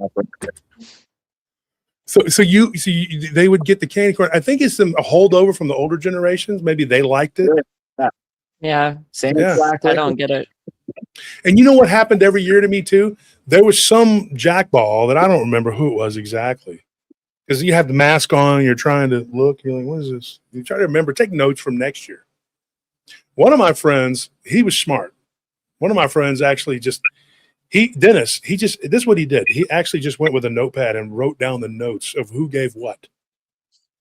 Oh, smart. Yeah. Red-haired kid, man. He knew, man. He was smart, dude. I was like, yes, Freckles. We called him Freckles. I said, Freckles got it. He's smart, bro. So you don't waste your time next year. Don't wait next year. No, dude. And then you get to the affluent neighborhoods. You know what I mean? You got to go to the affluent neighborhoods. It's all brick. You got to do that. Yeah. What's crazy, though. Do what? We had our town on lockdown. We know who gave out the full cans of pop. We know who gave out the full chocolate bars, and we'd always hit them up. There's always a couple of those neighborhoods where you go and they give you the good stuff, right? Yeah, and that's expensive to give out full chocolate bars to a bunch of kids. It's very expensive. But dude, I'll tell you what was cool. At Christmas time, the Mexican neighborhood actually did that too. See, I don't know how they celebrate Christmas up there, but used to when I was a kid, if you went to the Mexican neighborhood, they would give you like candy, like that you could go and get it during Christmas time. Like they would, it was like the day before Christmas Eve. And we could go and get candy. I'm kidding you not. Scorpion can tell you there was a neighborhood like that where he was at. And they would give out candy. Salomon, I think was the name of the street that he was at. And so anyway, my street did that too. There was a neighborhood, Hispanic neighborhood, and you'd go at Christmas time and they would give you candy and cake and stuff. It was awesome. Now it's like people are like, oh, hey, Christmas, you got. They're already advertising for Halloween. They started in July. Nobody's bitching. But I guarantee you, the minute Christmas decorations come out in October, they're like, oh, what Christmas time? Fucking go, ho, ho. They get mad. You know why they're getting mad? Because I got to have to spend some money on somebody. Fuck them. I don't want to. That's all it is. It's selfish people. That's what it is. Don't be that person. No, don't be that person. But I'll tell you this. There was always somebody in my neighborhood, and I suspected it was one of the old people, and I was trying to be nice. But they would throw those hard candies with the swirls and stuff. You know what I'm talking about? They were just hard candies, like those Italian ones or whatever, and they had them in the tins. They were throwing those into our bags without any wrappers because, they just come in the tin without. And so somebody's grabbing that with their hands and throwing it into your bag. Ew. And every year I would get that and I'd be like, what is this shit, man? Why are they doing this? And my mom was like, ew, don't eat that. And she would take it out. And I'm like, don't worry, I'm not going to. Yeah, and But they're not good anyway. It's not good anyway. But somebody did that shit. And so there's always some psychopath that hands out toothbrushes or something too, I'm gonna be I never got that. There were people that said that. I've heard rumors of that. I've never got that. Or I remember apples. that I happening got once when I candy was little. apples once or twice. Yeah, that was a weird one. Like, thanks. What do I do with What this? do I do with this? I want Carry candy. this around. Yeah. My other sister, she would always, there was somebody on our block that would do it. She would always want to go there first so she could get the caramel apple and she would walk around eating it while she's getting candy. And I would tell her, if you're walking around eating that, they're not going to give us as much candy. She was so blasphemous, dude. I was like, dude, stop. You're messing it up. She would look at me and go, I am. You are. Stop being the way you are. And that one are a year apart. So they're like this, and I was the odd one out. They were like, dude, you little punk. Everybody's all older than me. They're like 1 year. And then 5 years later, I come out, and they're like, what is this? We don't want this. My sister tried to put me in a box when I was a baby. Uh-oh. And she taped it up so she wanted to mail me away. And they're like, oh, that's so cute. She's already 5. She's already infanticiding, dude. That's not cute. Mom thought that was cute. She's like, oh, it was cute. She wanted to mail you away Christmas time to the North Pole. That's a sacrifice to a man in a red suit so that he'll give you more peppermint. That's her. Yeah, And that's right there. Anagram name for sleep. That's Yeah. hilarious. But anyways, they thought it was cute, and I was in there screaming and crying, and my dad goes in, what are you doing? Well, I'm getting rid of the baby. We don't want him. We've taken a vote. We want him gone. He's loud and obnoxious, and one day he'll rule all of us. They thought it was cute. What it was. That's And then my dad told him a few years ago, he's like, you sons of bitches, he's the youngest, and y'all all need him for everything. He was aggravated. He just told it like it was. It was like, everything has to go through. You need something, you go to him. He's your younger brother. He's the baby. And y'all are always, he's the baby. And I didn't get the benefits of being the baby because I had parents at each other's throats. I was a pawn, and they were not around a lot. It was just like, you're just there. So they were eager for the kids to all be out of the hair or whatever. So I come along and I'm like, what is this? We got to deal with this kid. They didn't like each other. And when they would look at me, they would see the other person that looked a lot like my dad. My mom would be like, you look like your dad. You like your dad. So they would go back and forth. And I kind of look like my grandfather, who my dad hates, or he says he doesn't, but he did because he was mean to him. My grandfather was mean to him. So he would look at me and be like, you look like your grandpa. And my grandfather hated my mother. So she was a hard person to deal with. And my grandpa, he hated her. But my mom's mom, I think, hated her too. Hated her own daughter. Mom was a hard person to deal with. So I didn't score points. But you know who loved my mom? Everybody that worked for her. Everybody that worked for my mother loved, they were always like, your mom is so cool. And I'm like, how do you know her? I worked for her at the grocery store. I worked for her at Walmart. I'm like, oh yeah, that's a different person, dude. I don't know who the hell you know. But that's not my mom. My mom does not. I would say, I love you, Mom. She'd be like, yeah, right. And my friends would laugh. They thought it was funny. That's horrible. It was horrible. And I would say that. And my friends would be like, wow. That's They damaging. thought it was funny. And but inside you're hurting, because your mom treats you that way. And it was all the time with you look like your dad. I got sick of that shit. I got sick of it. So she would punish me for everything about my dad. So you just, you grow up that way and you learn to just deal with it and you learn to be. But there were times when she was really nice. Typically when my sisters weren't around, she was nice to me. And she was good to me on my birthdays. But she stopped giving me parties or anything like that when I was like 7. There was no parties or anything like that. But she would take me to the store and let me get like G.I. Joes or, He-Man or something, whatever I was into that year. Not a bunch, but she would let me, But then that was where my dad's buttholism came in because he hated action figures. And he called them dolls. He said, "You're playing with dolls." I'm like, these are not dolls, dude. These are sophisticated action figures, dude. Yeah, And my dad was like, Dad. he'd pick them up and look at them and then throw them against the wall or punt them, Jeez. It was crazy. And he would tell me, we need to do men's stuff. So we had to go out and had to shoot a deer. So I did that twice. And I never did it again. And all my cousins were like, well, you should have shot more deers. We go every year. We kill deers. There's no S on the end of it, dumbass. We killed them deers. And I'd be like, why? Why? You don't need to kill. One of my cousins, he's a hunter, right? He is literally, that's what he is. He's just a hunter. He kills everything. And then he sends me every Thanksgiving, Christmas. He's like, check out this video I got. I shot this buck up there.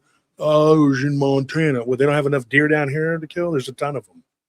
Yeah, I went up there to try to kill Montana deer. I already killed Idaho deer, Utah deer, North Carolina deer, Philippines deer. I kill deer everywhere I go. Here a deer, there a deer. I kill. So he shows me the video, and it's horrible. The way, but I'm not squeamish or whatever. I'm just like, wow. And his son's over there, like, looking at me, and I'm like, I always insult him, though. I don't know why he does it, because he knows. I was like, dude, why do you do this? You're teaching your son how to shoot deer. Like, why don't you teach him how to read and write? Dude, can't write cursive. He kills everything. And they think this is great. And they think that you're a city guy or whatever. But what's funny is the city people think that I'm a country person. So you're kind of caught in the middle, like always. And you have this Hispanic native background, but then you have white background too. And both sides always want to make jokes. Oh, did you eat tamales? Yeah, because that's what we do. And and we just went in there and ate tamales. And then the Mexican sides are like, what did you have? Did y'all eat the turkeys? You eat the white meat? Yeah, I went in and ate the turkeys. That's what I did. I ate the white meat. I said, hey, man, this white meat is good. Down, playing the banjo. And then they get mad when you give them the shit right back. And eventually they stop because you embarrass the shit out of them. You go back and they're like, yeah, what did you do for Easter? You go and you hang out with the white peoples. You saw Easter eggs hunt? No, we didn't.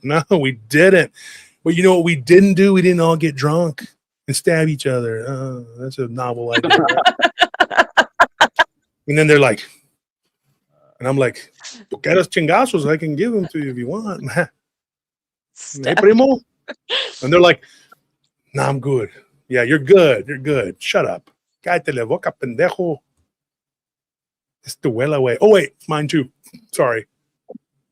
Yeah, so you get used to it. And then the white people, they do the same thing. They're always like one or two of the drunk cousins. Yeah, did you eat some tamales? Yes, I did. I got some in my truck right now. You want me to go get them for you, senor? They got the jalapenos. They burn your ass.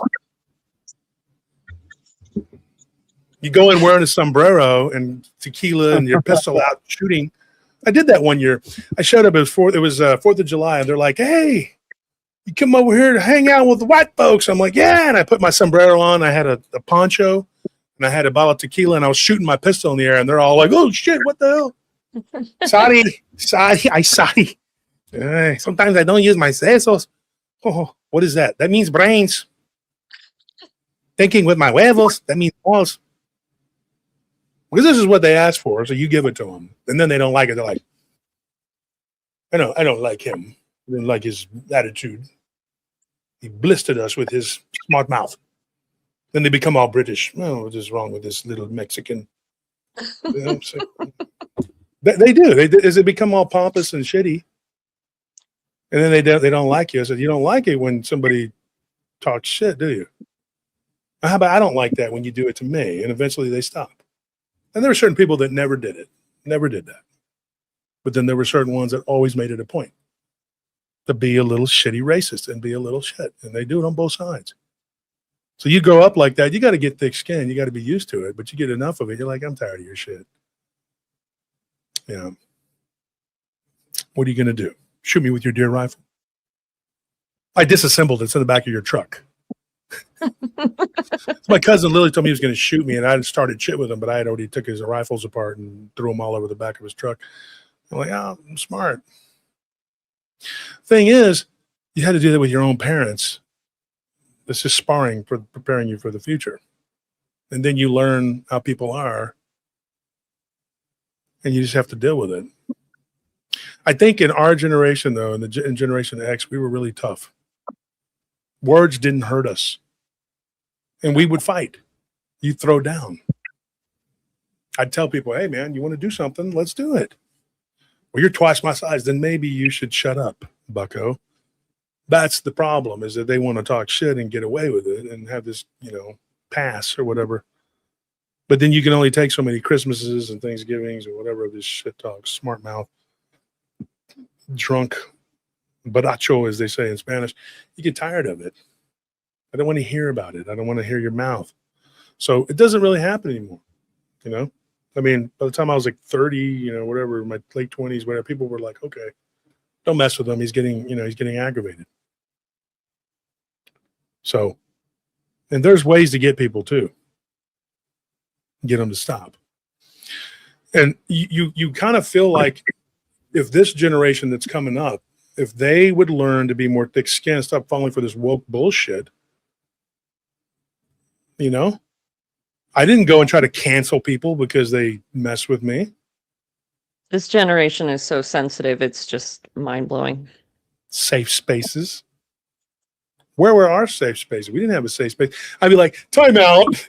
Your jokes about my Hispanic heritage are starting to hurt. I got to go. Nobody's going to give you that, dude. Just go. Shut up, dude. You deal with it, and you deal with it, and you deal with it. They can't even handle the cultural appropriation of a Halloween costume, without having a meltdown. It's like, this doesn't even affect your life. Just get a grip. Yeah, exactly. I was Mr. T one year for Halloween.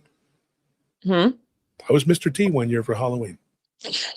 Oh no, you Justin Trudeau'd it. I was 10 years old, and I had the mohawk and and Anthony's. He can tell you his aunt to help me with the face paint and everything. And everybody was like, "Oh, I love it." There was a black family down the street. They loved it. They were like, they gave me a bunch of candy. I mean, they were my people had my a sense of friends. humor back then, The black people thought it was cool because there was a white kid wanting to be a black person, because back then it was like a novelty. And then the Wiggers all came, and then it was like, oh, now everybody's trying to do it. And they're like, yeah, man. They're walking around, pants hanging off their butt. And you're like, what is this, dude? Oh, yo, no, I'm saying. Oh, and they try to they try to do the slack jawed look so they can, and it's like, so dude, annoying. I thought about doing a skit about that too. I don't know how it'll go over on Facebook, but I was thinking just doing today in the life of a wigger, and just go up to these wiggers that I see regularly. Just go up to them and be like, excuse me, sir, excuse me. What is it like to be a wigger? They're going to look at me and be like, oh, you're pretty catchy. You ain't going to do shit, dude. Just tell me, what is it like to be you? What is it like to play a role and never come out of it? Yeah. So like to You're learn. literally playing a role. And it's so insulting to black people because this is how you think they are. And you're doing it honestly because you're scared. You're scared of them. But I noticed though, is a lot of these guys, they never played ball with them. They didn't box with them or wrestle with them or whatever. And so you realize they're just people like you, man. They're just people. They bleed and they pay taxes and do whatever. They do the same thing you do. They're just black. But they're over here like, oh, I got to try to blend in. Let me act, like I'm freaking half retarded. That's a problem. Yeah, it's where I talk. I was raised up around. So was I, but I don't do that. I don't go around going like, yo, man, like, what is that shit? That's the most condescending, patronizing thing you can do.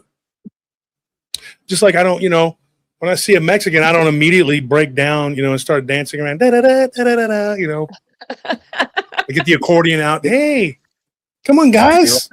It'd be a lot better if you did. You can speak Spanish. I mean, you speak the language, you do, but you don't. Well, who does that? And then you get around white people like, that's when I told Julio, you can go to hell. Pass the cornbread. Thank you. Who does that? That's the fakest shit ever. I'm just who I am all the time. They're like, oh, Wolf's a fake. These people that say that from the show that didn't like me because they're not in my everyday life. There's nobody saying that about my everyday life. They're like, that's who he is. Same person you see here is who you see on PRT is the same person that lives my life. I'm not going to ever come on the show and just be like this. You know what I'm saying, Anna? You know what I'm saying, Richard, man? Like, man, I'll finna loke up on that fool. Like, who in the hell? I see people my age still doing this shit. Still doing this shit. Same here. You're going like, what in the fuck? Where did you come from? Why are you still doing it? I thought it was like a high school thing. You're still that way. There's a guy named Dale. I don't want to say his last name, but his name is Dale, and he still does it. Can't stand the guy. I worked with him like a few years ago, and I was like, you're still wigging. Yeah. What the hell is wrong with you, dude? Like, don't you people, he's already been beat up 50 times by doing it because people don't want to see their culture, emulated like that. And when we were kids, he didn't act like that. It's just irritating whenever somebody, I don't know why it's fundamentally irritating to most human beings to watch somebody try to be something that they're not, but it is. It just irritates the crap out of you. And it's cringy. Yeah, it's just, well, people are attracted to authenticity. They gravitate to authenticity and people that can just be comfortable in their own skin and just be who they are. And somebody who can't do that, who's always putting on a front, there's just something fundamentally icky about it, Don't want to be around people like that. My grandchildren hollering, brah, and I'm still slinging, dude. Well, Jill, that's what you're supposed to do. You're just like, hey, dude, Yeah. Yeah, it's weird. I was talking to some people at the gym the other day. Well, the guy got mad. He wasn't a wig. He was just a meathead. And he was like, oh, I'm tough by way of roids. And no, you're not. And he grabbed, I was literally holding onto it. I reached over and I was grabbing onto the grip. That's the triangle grip for your triceps. I was to grab it. He grabbed this and he pulled it.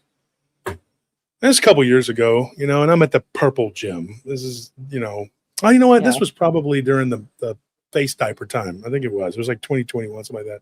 With the drop alarm on the floor. Yeah, the lunk alarm. They got rid of it here because of people were like, no, we're not doing that. But I looked at him. I said, hey, kid, what's up, dude? He said, what do you mean, what's up? So then this girl runs up and she starts videoing me immediately. She's like, and I'm like, what? Who is this? She's like, you touch him and see what happens. I'm videoing you. Like immediately. And I said, dude, what is your problem, man? And she's like, oh, you're old. You're so old. And then some other girl comes running up and she starts parroting the other girls. Dude, who says, dude, you're old. Like you're like, why are you trying to fight him? We're just kids. I'm like, how old are you? He's like, I'm 26. I'm like, you're not a kid.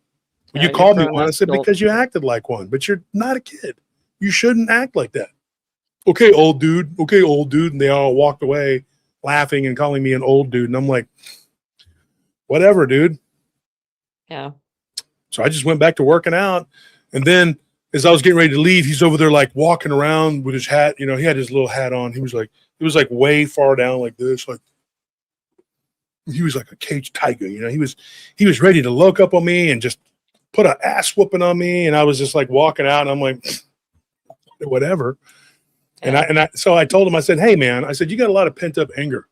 I said, I coach boxing over here. Why don't you go over there and show up? I gave him the names of the coaches and everything, and I told him, I said, you can go over there and train. And then I said, look, I got a video, and I showed him the video of me hitting the speed bag. And I think that it kind of made him go, oh shit. And I said, yeah, just in case you want to beat somebody up, you can go there. And he's like, oh yeah. Oh, I'm good, bro. I'm like, okay, bro. Mm-hmm. And Yeah, Anthony some was people laughing. We walked some out people and have never been punched in the face. no, That's and he's it. going to go in and get his lights punched out. But that's what you have to do. There's kids that think they're tough. They go in there and they go, yeah, I'm a good fighter. I'm like, are you? Maybe you can take a punch. Maybe you can throw one. But can you do both? And do you have footwork? And can you go 30 seconds without laying on the ground and die? Because you can't breathe. That's very important too. And I've been on the show and I've had like a busted eye and stuff, because some of these dudes get a little, they punch you. And, dude, some of them too, they know what they're doing too. The younger generation is cheap shotted. I never got that kind of shit from the Generation X. You went down, they didn't try to just kick you in the head immediately. There was about, I'd say if you put a percentage on it, 30% of them. Now it's 90% of them. They're trying to go to jail. Somebody goes on the ground and they're actually fighting. They think that you're trying to kill your opponent because they don't know that it's just a fight and you can live the next day. So they jump up and down on people's heads and they kick their heads. You see the videos all the time. Yeah, or men doing it to women. Yeah, that too. And I've told people, I said, do not fall down. And now jiu-jitsu is telling everybody to lay on their back. Dude, if you do that in the street, you're going to get the hell, but you're going to die. Yeah. They're going to kick you in the freaking head. Because as soon as they get up, they're going to kick you in the head. Some of these guys from the gym, like in the jiu-jitsu, they don't realize, like, this is not how we fight out there. It is not. You're going to get kicked in your freaking head. You're going to flatten out. But these people, they first of all, he's acting tough, but then he's got two girls there with him, and one of them looked like his sister. They don't look like his girlfriend, but they're videoing you immediately. Look, old man, we have you on video. You're going to TikTok or what? TikTok, whatever the hell it was. I didn't even know what it was at that time. I was like, what is that? She's like, I got you on TikTok, whatever. I know what it was. I know what it is now. And I was like, what is that? I knew it was like some kind of platform, whatever, but this is 4 years ago. I wasn't on it. And I told her, I said, oh, okay. All I knew is like it was Chinese spyware or something, And I said, oh, okay, great. And then there was a guy who released a video of me cussing him out at the parking lot at the mall. He said, big ass country dude gets in my face. And he was some kind of prank guy. But they were talking shit to this kid whose parents owned the restaurant right there. And I knew his parents, and they were talking shit to this kid. But it was a prank, right? So I got over there and I said, dude, don't do that. This kid doesn't know what the hell he's like 14. You're picking on him to make a video. I know what you're doing. You're like, fuck you. And I said something back to him. And so then they released the video. So I talked to my friend Eric Konevsky. Everybody knows him. He's a Russian gangster. He's got the prank channel. Now he chases after PDF files. And he got in touch with that guy and said, dude, that's stupid. Don't mess with that dude, blah, blah, blah. And then they took it down. But he had it on his channel. He had it up in me cussing him out and telling him he's a freaking piece of shit for messing with kids. He's picking on this kid and his little sister. Saying things that weren't correct to say. It's not funny. It's not. And it's inappropriate. But he said something. On there, the title was Big Ass Country Dude. I said, wow, that's what I am now to those people. These urban dudes, they call them urban teens. Like you're urban? Is that what you are? Urban youth. Youths. Yeah. Wayward youths. All right, guys. Anyways, we've gone over way too long. We'll see you guys on Saturday, but tomorrow night on PRT. Thank you guys for tuning in. Thank you to everybody who helped out and donated, which is 2 people, Beyond the Box and Mike. Thank you so much. We will be back. Bye. Goodbye. Love y'all. God bless. Love you. Yeah, we love you guys. And I love you guys, Anna and Richard. You guys are awesome. Yeah, we love you too. See you tomorrow. We'll play our rap song for you guys. So we're talking about these urban people. Because I'm a big country dude. Big country dude playing a rap song. All right, here it goes. All right, good night, guys.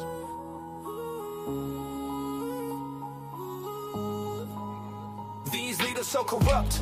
I say it's time for a change. No more politicians playing their games. We the people need to rise. We need to wake up. They're drinking our blood from a golden cup. When is enough enough? It's time for unity. It's time to get tough. No more lifetime politicians. You get 4 years, then you find another mission. We the people need to rise, we need to wake up. They're drinking our blood from a golden cup. We work all day for bills that we gotta pay. It's still not enough, so we hope and pray. Now they're trying to make that even go away. We gotta stand firm, we gotta stand strong, but it's hard when we can't get along. We the people need to rise, we need to wake up. They're drinking our blood from their golden cups. We the people need to rise, we need to wake up. They're drinking our blood from their golden cup. We aren't all birds of a feather, but we better learn to stand strong together. You better wake up and choose a side. Who you rolling with, ride or die. We aren't all birds of a feather, but we better learn to stand strong together. You better wake up and choose a side. Who you rolling with, ride or die. We the people need to rise, we need to wake up. They're drinking our blood from a golden cup. We the people need to rise, we need to wake up. They're drinking our blood from a golden cup. And we the people need to rise.